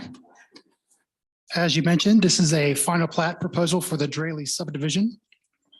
Get this to full screen for you. The owner is CCW Development LLC. The applicant is Hartford Homes, represented by Wendy Cudmore and Dave Thorpe. The subject property is generally located at the northwest corner of River Pass Road and Three Bell Parkway, south of and immediately adjacent to the Trailside development to the north. Just a quick snapshot of where we are currently. This is the final stage of the major subdivision process. The property was annexed to the town and zoned R2, which is single family residential, in June of last year. The applicant has since completed the plan development overlay modifying dimensional standards, a sketch plan, and a preliminary plat, which brings us to the final plat today. My apologies. Let me screen share this real quick.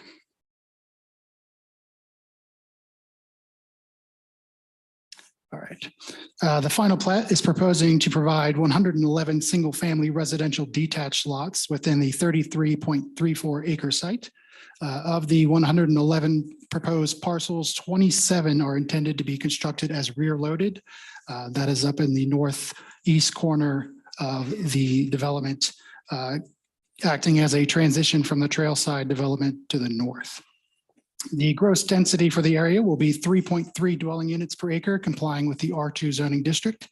The minimum lot size shown on the final plat is 3,800 square feet, and the max lot size is shown as 7,049 square feet, with an average lot of approximately 5,610 square feet, all conforming with the approved Draley PD overlay. Also, the access to the development will be from Rendezvous Parkway to the north and off of River Pass Road to the south. The developer is also proposing a extension to the west should the property adjacent to the west ever develop in the future. The plat is proposing roughly 33% usable open space within the development, exceeding the town's open space requirement of 20%. This plan is including a neighborhood park approximately 4 acres in size that is centrally located to the development. The plat is also proposing an interim extension to the Pooter Trail along the eastern boundary of the site, linking the existing trail in trailside development to a future trail located in the south of Timnath. The trail will be 10 feet wide with an additional 2 feet of crusher fines. In addition to the Timnath Land Use Code, this application was reviewed against the Israeli preliminary plat, sketch plan, and PD overlay, as well as the technical criteria manual and master drainage plan. In review, staff finds this application to be in conformance with the aforementioned items and recommends approval of item 6C. This proposal was presented to the Planning Commission meeting on August 1st, where the commission recommended approval by a 5-0 vote.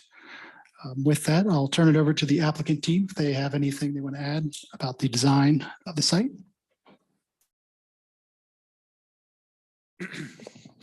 Good evening. Did I push the button need to be pushed or anything? I'm good.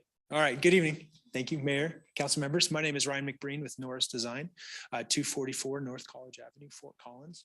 We're the planner and landscape architects of record on this project. We're assisting Hartford Homes team. We're excited to be here tonight. First of all, Chad and Don and the rest of the team, we really appreciate Timnath, all their help to get us to this point. We're excited to be here before you this evening.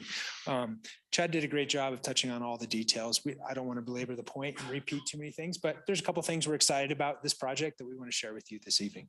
So. I think everybody's familiar with the site by now. One item we really want to point out is its connectivity to Trailside. Essentially, it's been designed to be an extension of the Trailside community to the north, of which it's actually going to be part of. It is part of that metropolitan district. So the idea was to develop this as just a further extension of that already successful community.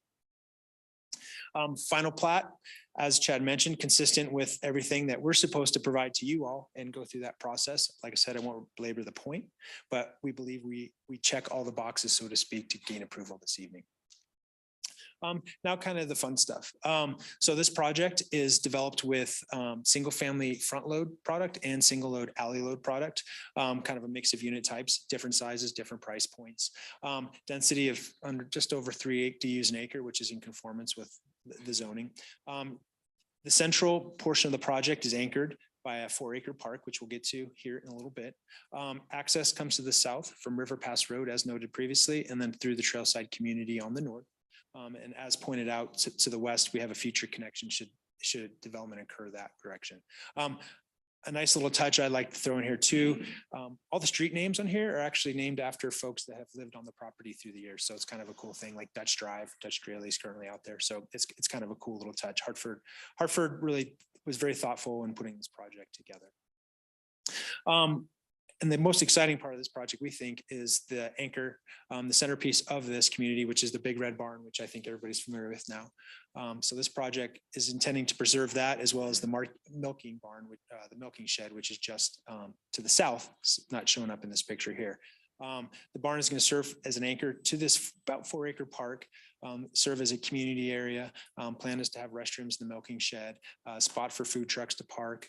They're still working through the idea they'd like to use the barn, make it a usable space, but they're still working through the logistics of that. Most specifically, can the barn hold up to it, just because it's a little older. So Wendy can actually speak to that more if there's any more questions. She's very excited about it and would love to talk your ear off about that. So, but we're really excited about this particular part of the project because it's part of the Timnath community. It's been here for a very long time, and honoring and preserving it while also growing as the town is doing right now. So it's a very cool thing. Another thing we'd like to point out is I want to steal your thunder, but this gentleman attended the Planning and Zoning Commission meeting a couple weeks ago, and he graciously was in support of this project. But he did bring up the fact that, hey, there's some big trees. What can we do to save any of them because of some of the wildlife out there? So we took a closer look at that afterwards. I do want to point out that we actually have one of the trees, it's a light colored tree that actually is already marked to be saved. So we're planning to save those.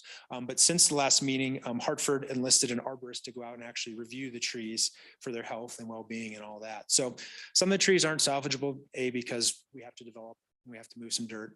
But some of the other ones that were potentially salvageable, first, they're Siberian elms, which actually are an invasive species. So not great to keep. And then they're not in very good health. And so they will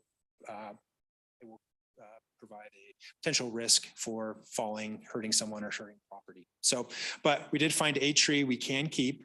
So that's our objective, to keep that one. Obviously, as we go through the construction, we're going to do our best to preserve that. So just wanted to follow up on that item because we do appreciate you coming last week and bringing that to our attention. So, and we did take it very seriously. So.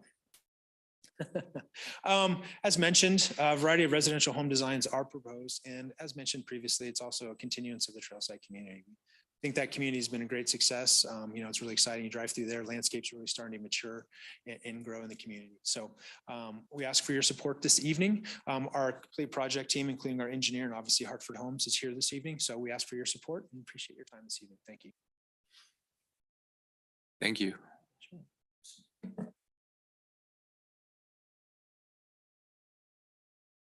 Was there anybody from the development that was going to talk?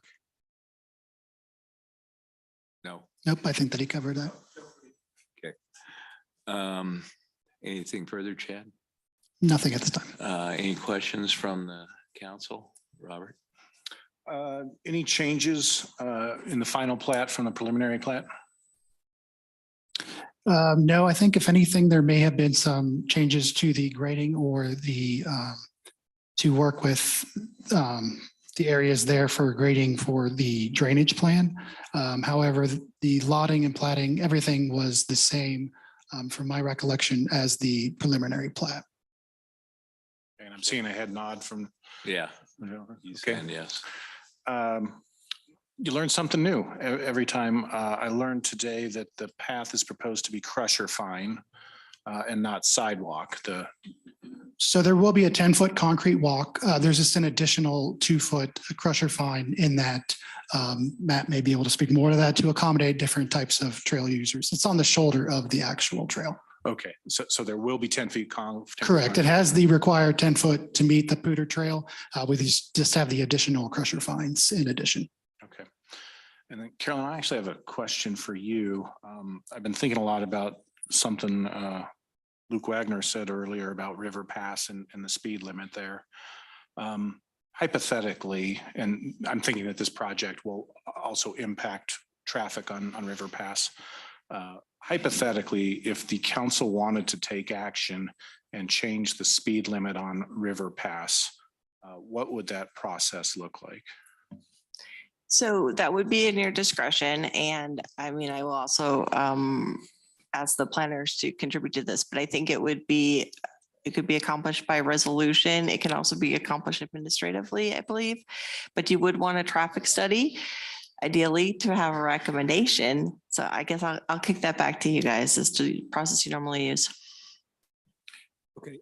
Excuse me. I think the normal process would be, excuse me, to have us evaluate the current condition versus the requested circumstance, and then come back with a recommendation from staff. Okay. And certainly I understand that the prudence in involving experts. If the council wanted to act rashly, could a council member, act decisively? Could a council member propose a resolution and put it up for a vote to change that? Yes, I believe if you're decreasing, if you're increasing, certainly we'd want studies. Yeah, you're the boss. So you don't really need a resolution if we gave you the intent of council to please go through and review the speed limit on that and have a study done. You'll go ahead and take it from there, wouldn't you? We would, and I would just suggest that a normal process is probably the right way to do it, and so that it is predictable, and let's say something that in other circumstances would be done the same way. And I understand, we've already contracted with someone to look at things in the area, and I assume we will get a recommendation at some point from them, right? We will. And I think that process is just started and it's ongoing. And I think if we can have a little patience to wait for that discussion and that eventual decision, I think we'd have a repeatable method of doing this. When will you have your decision? We're teed up right now. We're the only thing we're waiting for. I understand. I said, when will you be? Okay, I'm getting there. Okay. We're waiting. The consultant is teed up. The only thing they're waiting for is the end report from the traffic accident, from the crash study that's evolved. The chief may have some additional information on that. I'm not sure, but we expect it soon. And then once we have it, I think we've got a reasonably short period of time, meaning 2 to 3 weeks, and we should have a study back. The crash investigators from the county anticipated last week a couple of more weeks. Okay. So by the end of the year, you will have a full report, the time to sit there and evaluate that report and get back to us on your recommendation on the traffic limit on those streets. Yes, sir. So Luke and Robert, is that do you feel comfortable with? And then actually Brett and Lisa chime in if you disagree, that we give you that direction to come back in December and tell us where. Yeah, let me paraphrase that, at least the way I'm getting at it. You would like a recommendation as soon as we possibly can get it to you. Correct. Okay. Which it appears that as soon as you can possibly get it to us would be in December. I'm actually hoping that it's going to be sooner than that. We'd love it as sooner. Yeah. But I wanted to put it in date. Yeah, I struggle with as soon as possible. Yeah. I don't know. I would like to see council take action would be my thing. And that's what my comments were, but understand there are experts involved and there are 5 of us. So I would like to see something happen as council action sooner than that. Does the town ever temporarily reduce during the study period? Have you ever done that? We have never done that. Oops, Go ahead. let Robert finish up and then I'm going to have Lisa. What'd you say? Or are you done? I was just going to piggyback off of what Luke said, that my intent here was to ask questions about options. I recognize the prudence in acting deliberately, but I also understand acting decisively. If I had my preference, I would put this on the next agenda with a resolution item to modify the speed limit and have these discussions and debates. And maybe what council decides is, no, the prudent thing is to not act right now, to wait for an expert, or maybe it is that the council says we're going to take a risk by lowering the speed limit, which doesn't seem like a risk to me. Lisa? I was going to say, I prefer to wait for the study, just because if there are other recommendations that are in there that would impact changing the speed limit, I would just like to kind of see what they say. And I know right now there is a speed monitor thing, whatever you officially call those, on the road right now. And unofficially, I've noticed people driving slower anyway, since at least on River Pass, not necessarily 3 Bell. So I know anytime you change the speed limit, I always worry about that initial impact with people still going the speed limit and then some not going the speed limit. So for that reason, I'd kind of like to just look to see what the overall recommendations are. If I'm trying to find a risk, it's, do we make a decisively rash action now, and does something get snapped back? And the changes in patterns of behavior and things like that. I think the end of the year is a little long. I hope it's not longer than that. I mean, I think if we're drawing out more in another month or so, then maybe we should have this as an agenda item to at least talk about. I don't want to derail too much our specific agenda items.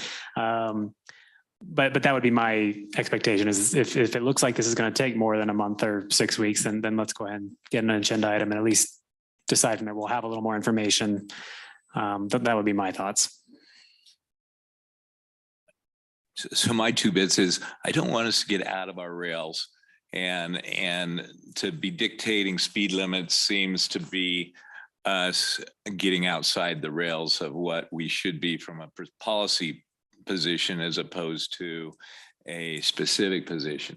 That all said, I think I'm hearing from staff that they will get on this. I like your comment that in our mind, as soon as possible means 4 to 6 weeks. That's fine. And at the end of 6 weeks, we all look at each other. And if it's not, then we pull out the cattle prod. Okay. Thank you everyone for entertaining that detour. I apologize to the applicants. Did you have something, Lisa? Well, I actually just have a question. So somewhat related to traffic, but also related to the that particular area. Right now at the intersection of Three Bell and River Pass, there are, if I remember correctly, I drive by it all the time, but I think there's crosswalk painted on 2 of the corners. The other 2 corners, is that the town's responsibility or would that fall on the developer to upgrade? Because if they're putting in sidewalks, I'm guessing they're putting in, the ADA compliant intersection and things like that. So who would take that role with this development? So I just want to clarify, you're talking about River Pass and Three Bell intersection. Correct. Right now there's painted, it's striped, I think in 2 of the 4 ways. Correct, because there's no sidewalk right now, obviously, on the northwest corner of the intersection. So yes, that would be at that major of an intersection that would have crosswalks in all 4 quadrants. And when the sidewalk gets added, excuse me, north side of River Pass and west side of Three Bell, there will be all of the access ramps and everything that's required. And is that the developer that puts all of that in and stripes the crosswalk, or do we stripe the crosswalk and they put in the side? I know they put in the sidewalks, but. Yeah, that would all be a developer cost and is part of the. Okay, thank you. Part of the plans. Okay. Any other comments, council? Okay, I think we have a public hearing on this. Yes, I will open the public hearing at 7:15. Bill Jenkins. Bill Jenkins, 5507 Sugarloaf Court.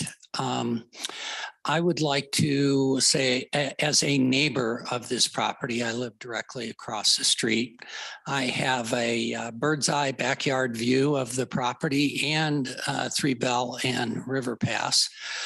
I'm very excited about what they're planning on doing with their 4-acre park, the preservation of the Red Barn, which they didn't mention, which I think is pretty great. It's going to be publicly reservable for events, et cetera, the Red Barn, which I think is really cool.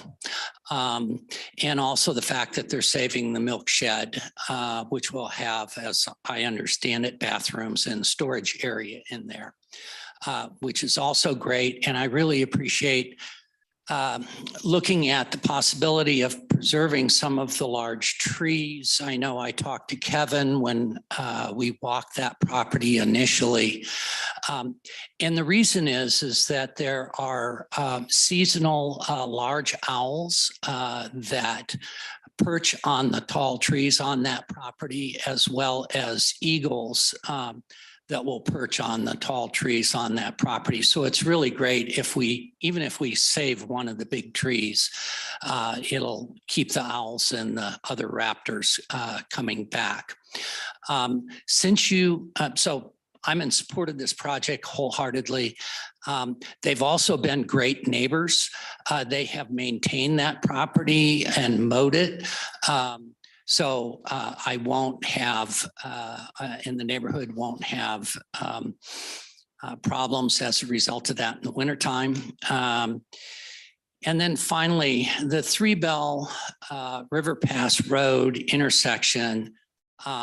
There are so many people that run that stop sign. I've talked to the chief about it. It's a hard intersection to patrol because of the sight views. As soon as you put a police vehicle anywhere near there, everybody stops. As soon as the police vehicle is gone, I would say less than 50% of the people stop. I've seen delivery trucks running full speed at 40 miles an hour blow through that. My wife has almost been hit on multiple occasions while walking the dog, crossing the street there. So I think that intersection is going to need further attention.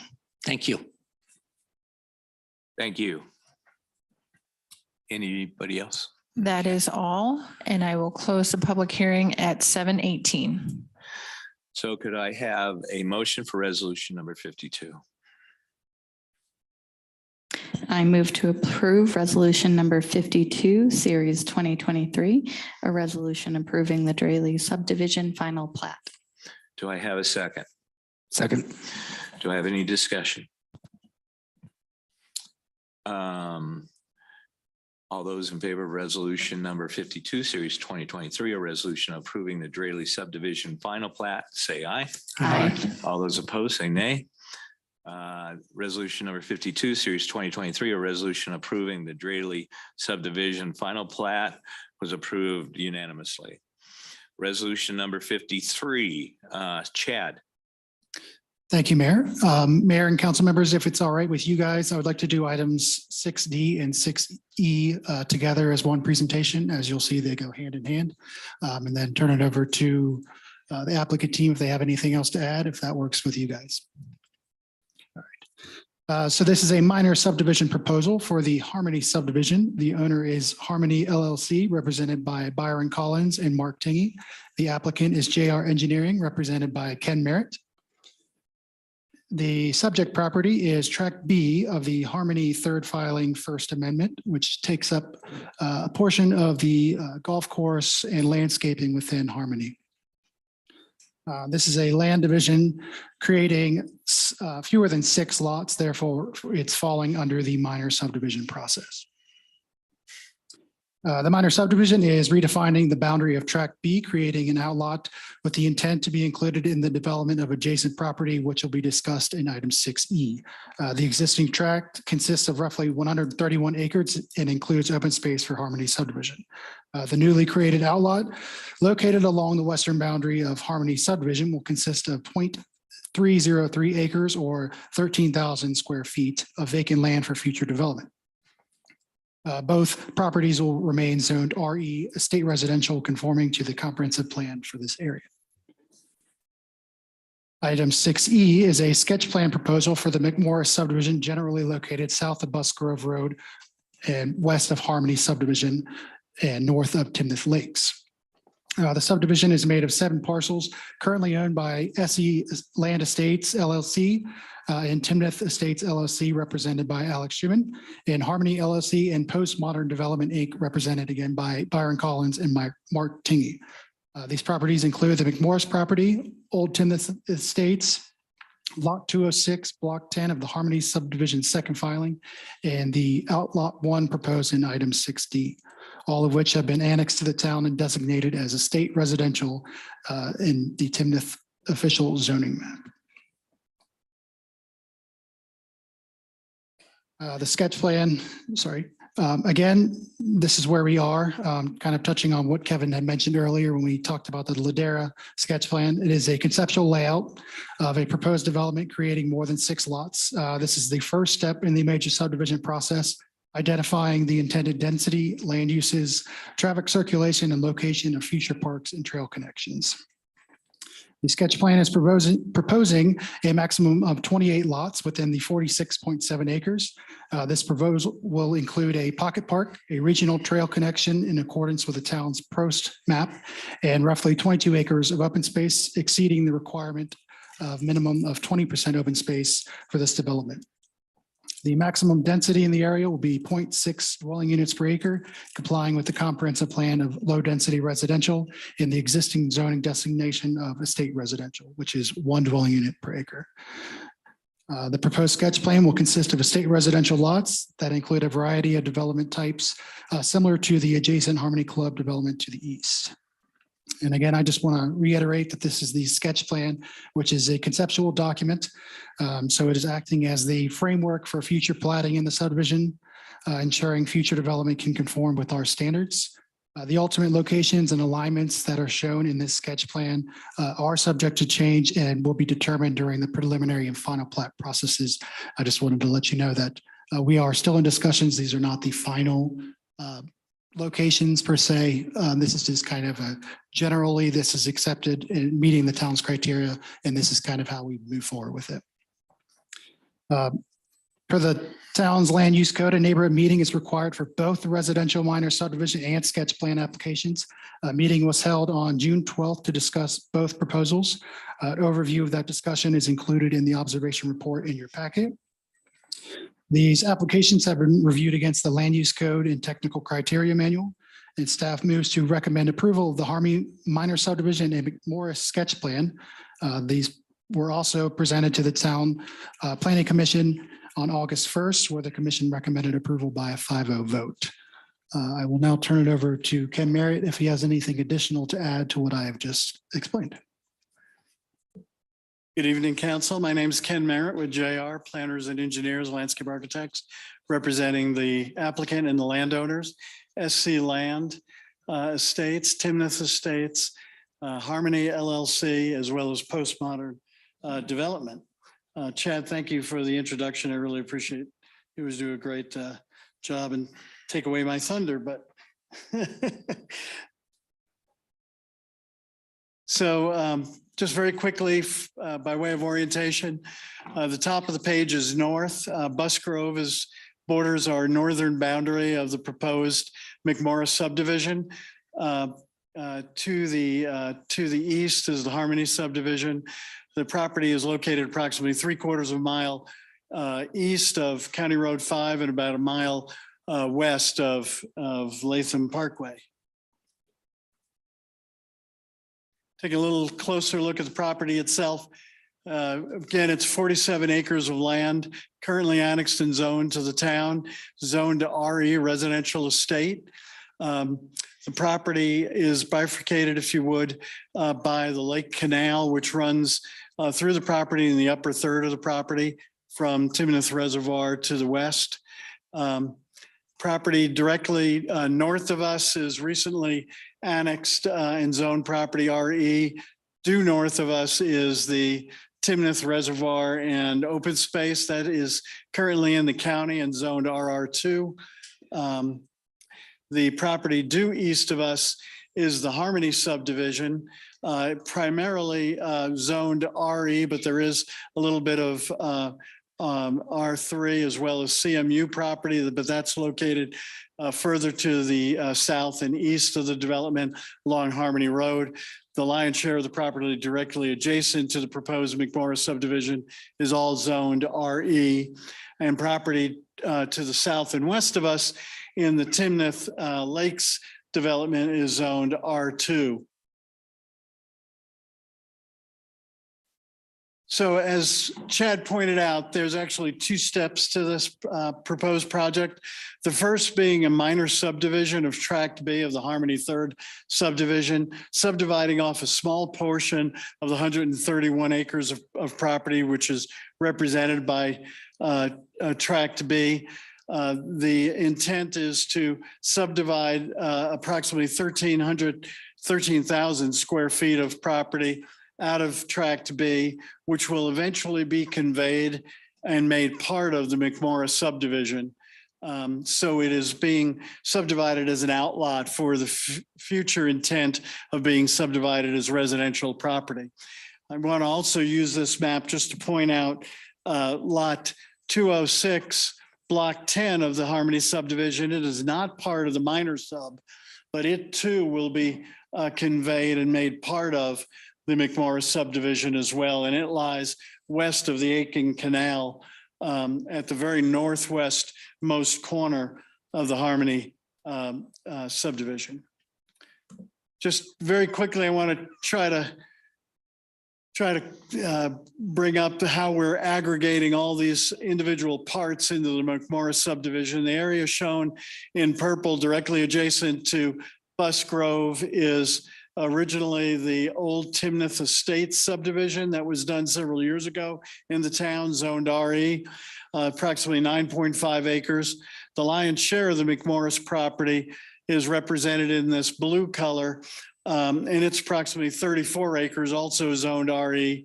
And then, as we just discussed, the area shown in yellow is the small piece of property we're taking out of outlot or out of tract B of the Harmony subdivision, and lot 210 shown in red.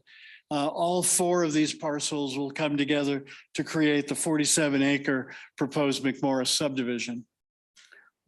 Now, since this is a sketch plan review, it's much more diagrammatic in nature, is kind of a bubble diagram, as Chad pointed out. But I do want to go over the major components of a sketch plan, which really represent transportation, land development, open space, and then any pedestrian connections. Those are typically the four key elements of a sketch plan.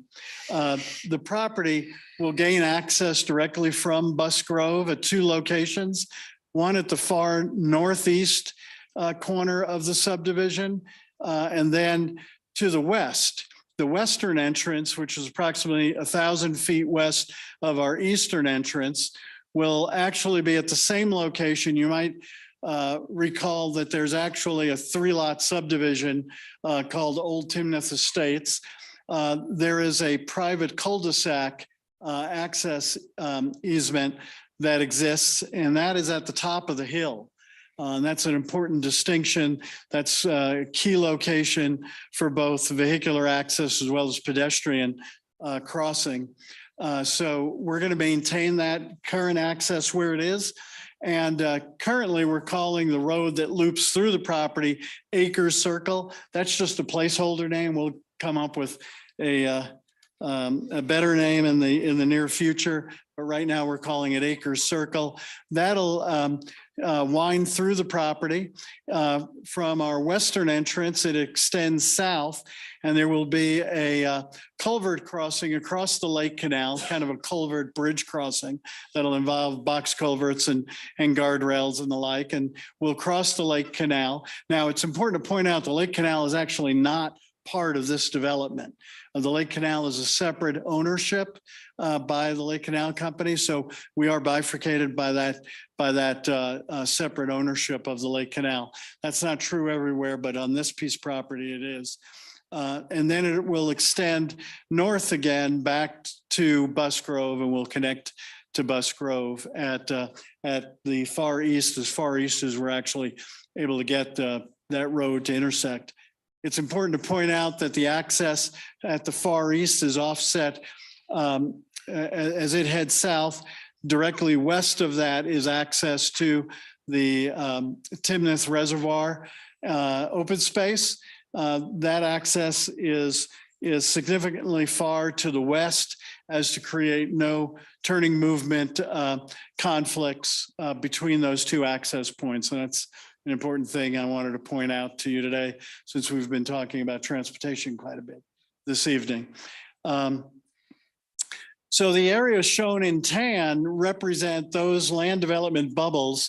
I think there are 10, what we call planning areas, PA 1 through 10, with the intent to subdivide those planning areas into future residential lots. And as Chad has pointed out, we're proposing a maximum of 28 lots. Those lots would be represents a total lot area of residential lot area of approximately 21 acres. Those will be subdivided. You'll see those in the future during the preliminary plat stage of work. It's important to point out that in PA4, it's that large planning bubble in the middle shown in tan.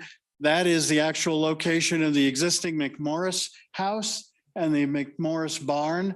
Those will be repurposed and renovated and repurposed into a new residence in the future, and it will sit on a fairly large lot, I believe. Also included, shown in green, that light sort of muted green color, is all the open space proposed for the development. And we're proposing approximately 22 acres of open space, or 47% of the site will be maintained as open space. Within that open space area, there are a great number of trees, many of which will be retained, some of which are not in very good health or are significantly declining, or have actually fallen down over the years in storms, various storms through the winter, and particularly this past spring. Many of the trees which actually exist on the development parcel of land are frankly not in very good shape. They haven't been well maintained. They're in significant decline. So we will, along the canal itself, likely maintain as many of the cottonwoods as possible, as well as the blue. There's some Colorado spruce along that ditch, and we're trying to maintain as many of those as possible, assuming that they're an asset to the development and not a liability to public safety. So we want to try to maintain as many of those as possible, but certainly there'll be a significant loss in the amount of trees. But we'll be planting many more trees. As you well know, Harmony is involved in this project, and the Harmony Development, and Byron in particular loves to plant trees. And so I expect there will be a plethora of trees planted throughout the development for those which are lost. As within the open space, the town has a requirement, which I think is a really great one, to require in a private development like this, a half acre, at least a minimum half acre active park area, which we will meet. That active play area will be, though, within a much larger open space area. So although we have a responsibility of doing a half acre of active play area, it'll probably be much larger than that in scope because it's located within a significant open space area. And then finally, depicted in this bubble plan is the extension, or a significant portion of the town's regional pedestrian and bike trail system, shown in blue. We propose to extend the regional bike trail as it extends from the south through the Timnath Lakes development at the southeast corner, and wind that through a fairly significant piece of open space along our south boundary line that ranges in size from 200 feet in width to well over 500 feet in width. We extend that pedestrian bike trail, 10-foot wide bike trail, to the northwest, where it will discharge at our western boundary line and eventually be extended further to the west by the Timnath Lakes development. But at that sort of southwest corner of the property, it'll extend north along our westerly boundary line, cross the Lake Canal, and then wind its way to Bus Grove, where we will actually extend the trail from our western boundary to the west side of our westerly entrance, if you're following that, as a 10-foot trail. Now, I pointed out earlier that our western boundary, at our western entrance, that is at the existing cul-de-sac, which is at the high point, approximately the high point of Bus Grove. So the visibility at that location, both to the east and west, both for pedestrians and for vehicles, is really quite good. And we're proposing to install a pedestrian actuated crossing signal at that location, where a pedestrian can hit a button and you'll get those flashing LED lights, along with some pedestrian crossing signs that'll be on Bus Grove that'll tell oncoming vehicles, both with the signage and with the flashing lights, that it's a pedestrian crossing. We'll stripe the pedestrian crosswalk and bring it to the north side of Bus Grove. Now, at this point, the trail it's a crossing to nowhere. You can certainly ride your bike onto the Timnath Reservoir property, but it basically is a dirt trail. At some point in the future, we believe the city will extend the trail to the north, and you can see a faint yellow or orange line that shows the trail being extended further to the north, where eventually would converge with the roadway entrance, which happens, which enters Busgrove further to the east and just west of the Lake Canal. I think I've said quite a bit tonight, and but I'm happy that concludes my presentation. I'm happy to take any questions you might have this evening. Real Try quick to punch up the question. pedestrian safety part of this presentation. Real quick question. So where the safety lights are, is that where the entryway to that cul-de-sac is built? Okay. Yeah, so where you see that red dot, Yeah, red yeah, I'm asterisk, set. I'm that would set. be the west intersection of this, I of that, understand. that access. I understand. Yeah. The second question is, the development that is going on by the water tower, would they be doing that trail? Would they be responsible for that trail, or is it their property somewhere else? It's farther to the west. That's probably a Matt question. You're talking about the White Wing development? Yeah. Yeah, White Wing has their own trail network that they've got to do in their project. It does not align with that there. It's at the far east edge of their project. And Is so- right there where you've got the arrow? Yeah, where Okay. Chad's got the hand. there. Okay, Yeah. thanks. I was just getting myself climated. Anybody else? Okay, nice presentation. Thank you very much. Any questions here? Okay, Melissa, would you call the public hearing? And we'll do the public hearing for both 6D and 6E. Yes. Yeah, I thought we'd have each be their own separate hearing. Each be Yeah. separate. Okay, so Yeah. let's do a public hearing for 6D. I will open the public hearing at 7:40 for 6D. I don't have anybody signed up. I will close it at 7:40. I will open the public hearing for 6E at 7:40, and I don't have anybody signed up to speak. So I will close that public hearing at 7:40. Okay. Do I have a, Sorry, Mayor, I have one last point to make. Yeah. Sorry. Just again, I just want to reiterate that it is a conceptual document at this point. So we've had discussions about crossings and locations of this trail. Town still needs to evaluate those as we go forward during these planning processes. We have not had a master plan to create a trail for the northern portion of this Busgrove to the reservoir. So we still need to have those discussions to see if this in fact will be the location of that crossing, but just conceptual at this time. okay, thank you. Do I have a motion for resolution number 53, series 2023? I move to approve resolution 53, series 2023, resolution approving the Harmony Minor subdivision, third filing, second amendment. Yeah. Do I have a second? Second. Do I have any discussion? Just briefly, I really want to thank Ken for that presentation. I appreciate your ability to bring a bubble drawing to life there. And so thank you. I actually feel like I have a much better understanding of the project than just reviewing the materials. I would just like to say that, you know, the thoughtfulness and the trails in the open space there is really appealing. So I thank you for incorporating that and working with staff to make that a priority. Okay. Any other, you, Brett? Okay. All right. All those in favor of resolution number 53, series 2023, a resolution approving the Harmony Minor subdivision, third filing, second amendment, say aye.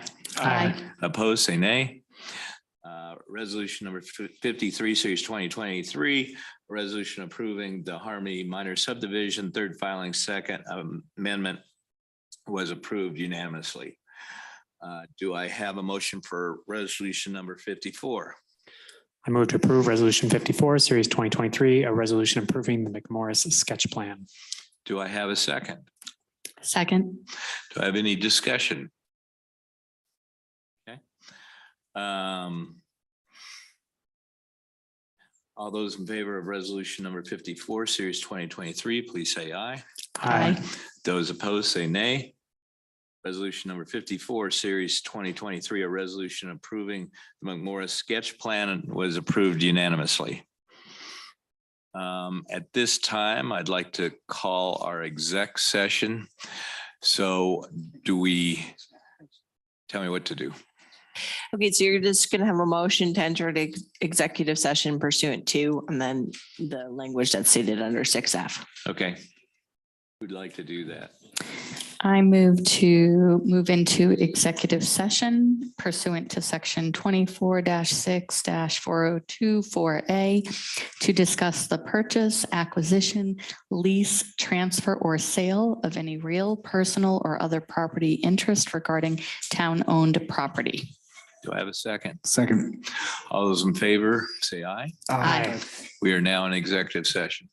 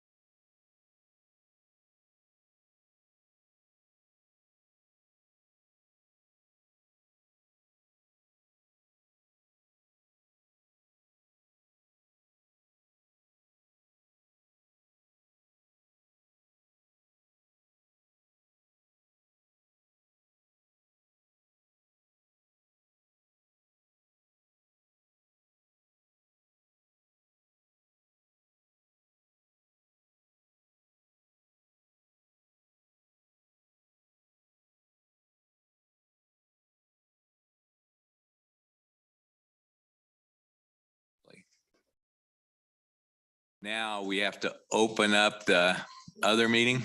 You do not. You're ready right in the, we just have to open the doors. Okay.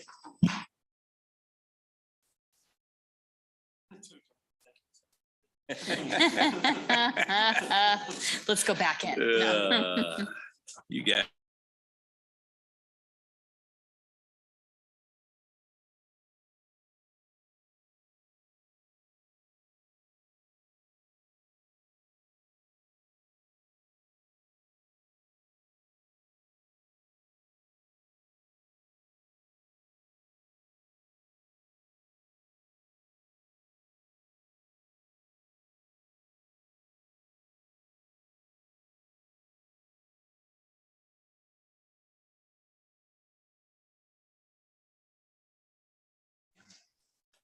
We are. I would like a motion for resolution number 55, series 2023, a resolution approving the sale of Main and 4th Avenue, Timnath. Mr. Mayor, I think that were you going to have the staff speak a little bit about the two proposals before you have a call for a Were we motion? I thought they'd talk when we were talking. I don't care which way. I think we were going to have staff talk Okay, just a little bit good to idea. explain the two All right. proposals. Thank So you. who would like to talk? Aaron, you'd like to talk. Yeah, thank you, Mayor, members of the council. I think there's a lot on the public record thus far. We had presentations as part of our work session. The proposals are part of the included packet for the public to review. From the staff standpoint, we appreciate receiving two very strong proposals. So we appreciate them both participating in that. Ultimately, the staff would make a recommendation of award towards Savant based on a few factors. They do have a higher offering price, which I think is part. I don't know that that's necessarily the most significant factor. We also felt like the proposal from Savant better represented our hopes and intents for the 4th Avenue corridor, was closer to what we would have wanted to see, consistent with the development of the parkway and our hopeful goal of making a main intersection of 4th Avenue and actual Main Street. I'm happy to delve any deeper if you would like, but I think at this point, the council ultimately makes the decision towards disposition of property. So you're welcome to make your own points. But if you have any questions for myself or the rest of the staff, we're happy to go deeper if you prefer. Does anybody have any questions for Aaron? Okay. And I'd like to just kind of explain where we are in the process. So the meeting packet included a resolution number 55 series 2023 that had blanks. It did not we did not want to make a recommendation or any decision as to which way you guys are planning to go. And so when you do have a motion, you can, whoever would like to move to adopt the resolution can move to adopt it with awarding it to one of the two companies. And so the motion would include filling in the blanks as to who you'd recommend for the purchaser, the purchase price, and the offer date. There, regardless of which company is selected for the proposal, there are recommended conditions of approval that are set forth in the resolution, which are that development of the property will be substantially in accordance with the offer, including the proposed character, density, and uses of the property. That development of the property shall be substantially in accordance with the timing for development laid out in the offer with a reasonable contingency timeframe unless extended for force majeure. So that's if there's an emergency situation or something outside of the control of the party that was going to be the contractor to build the project. Or for other conditions identified by the town manager, public works director, town engineer, and town attorney to further the goals of the comprehensive plan and proposals laid out in the offer. So the intent would be then that after you select a preferred company, then the staff would be directed to work with negotiating an actual contract for purchase with terms and conditions. And I understand that there's some flexibility in the proposal. You know, they talked about, both presenters talked about that there may be modifications in the development as they go forward with the process with the city, with the town. So we would allow the ability to do that. And then if the contract could not be negotiated, then this resolution would be null and void. It would come back to then the town council to make a determination whether you wanted to negotiate with the second proposer or take another action, go back with another RFP or do something completely different. So that's the resolution that is before you if you wanted to make a motion as to that resolution. So Lisa, would you like to make a resolution? I move to approve resolution number 55, series 2023, a resolution approving the sale of 4104 Main Street and 5125 4th Avenue, Timnath, Colorado 80547, with the addition of accepting the offer from Savant to purchase the property for $650,000 and to develop the property substantially in accordance with the proposal dated July 7th, 2023. Do I have a second? I'll second. Okay, do we have a discussion? Luke? Yeah, I went through, first of all, thank you for your time tonight and thank you for bringing these proposals forward. I essentially weighted my decision on the comprehensive plan and looking at the 8 different factors within the comprehensive plan, goals 1, goals 2, and the objectives that were under there. So weighting that out, I saw that I agree that these were very close bids or very close proposals, and I appreciate that.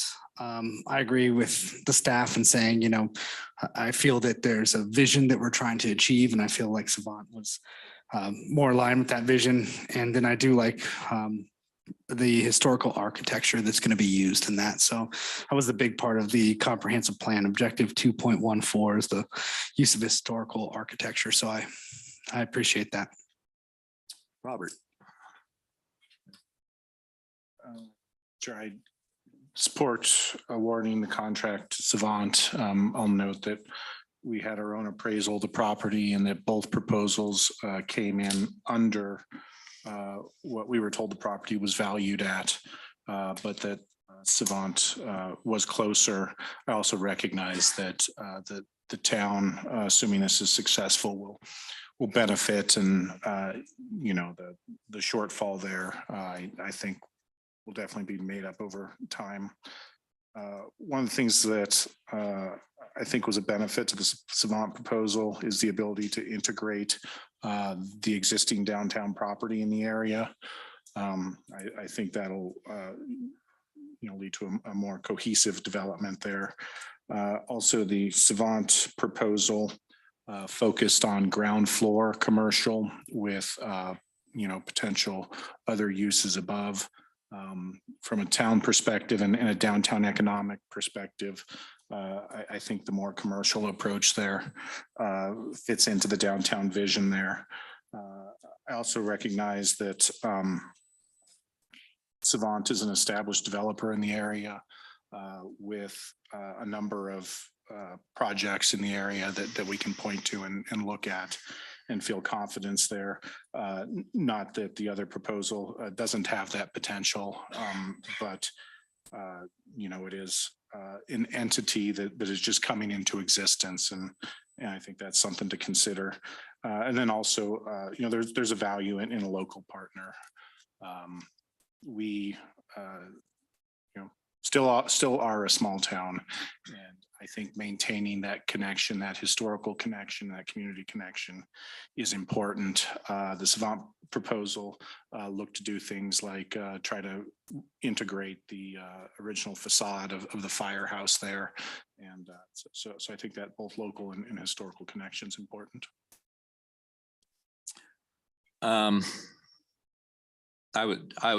First off, I was real impressed with both presentations. I'm overwhelmed on my approval and support for Savient for several different reasons. I'm not going to try to repeat some of the stuff you guys did, but one is the residential component. The goal, we've been always told that Old Town wants a commercially viable Old Town. And what the Imagine group has is 4 residential buildings being set up, whereas Savant had 6 commercial spaces, which will generate sales tax and generate a sense of energy and synergy that my understanding is what Old Town people want, and we ought to try to give them. I'm real impressed with the ownership group of Savient and this project. DeTulio and Palmer and both son and junior of the and senior of the Savient is incredibly good. I've had a number of people use Savient for their houses, their commercial properties, and I have yet to have one person say that they weren't overly impressed, that they thought that the work done was incredibly well done. The Tulio has developed up, most of the people's homes in Timnath Ranch, and because of that, we've got a beautiful community. And I think he's shown his ability to come through with a good, high quality product. Fair market values, I think a big thing. I think we as a council need to always fall back on what's the best commercially sell of property, and not that 50,000's that big a difference, but it's 50,000. And so I believe that we should go with the highest bidder for fairness, if nothing else.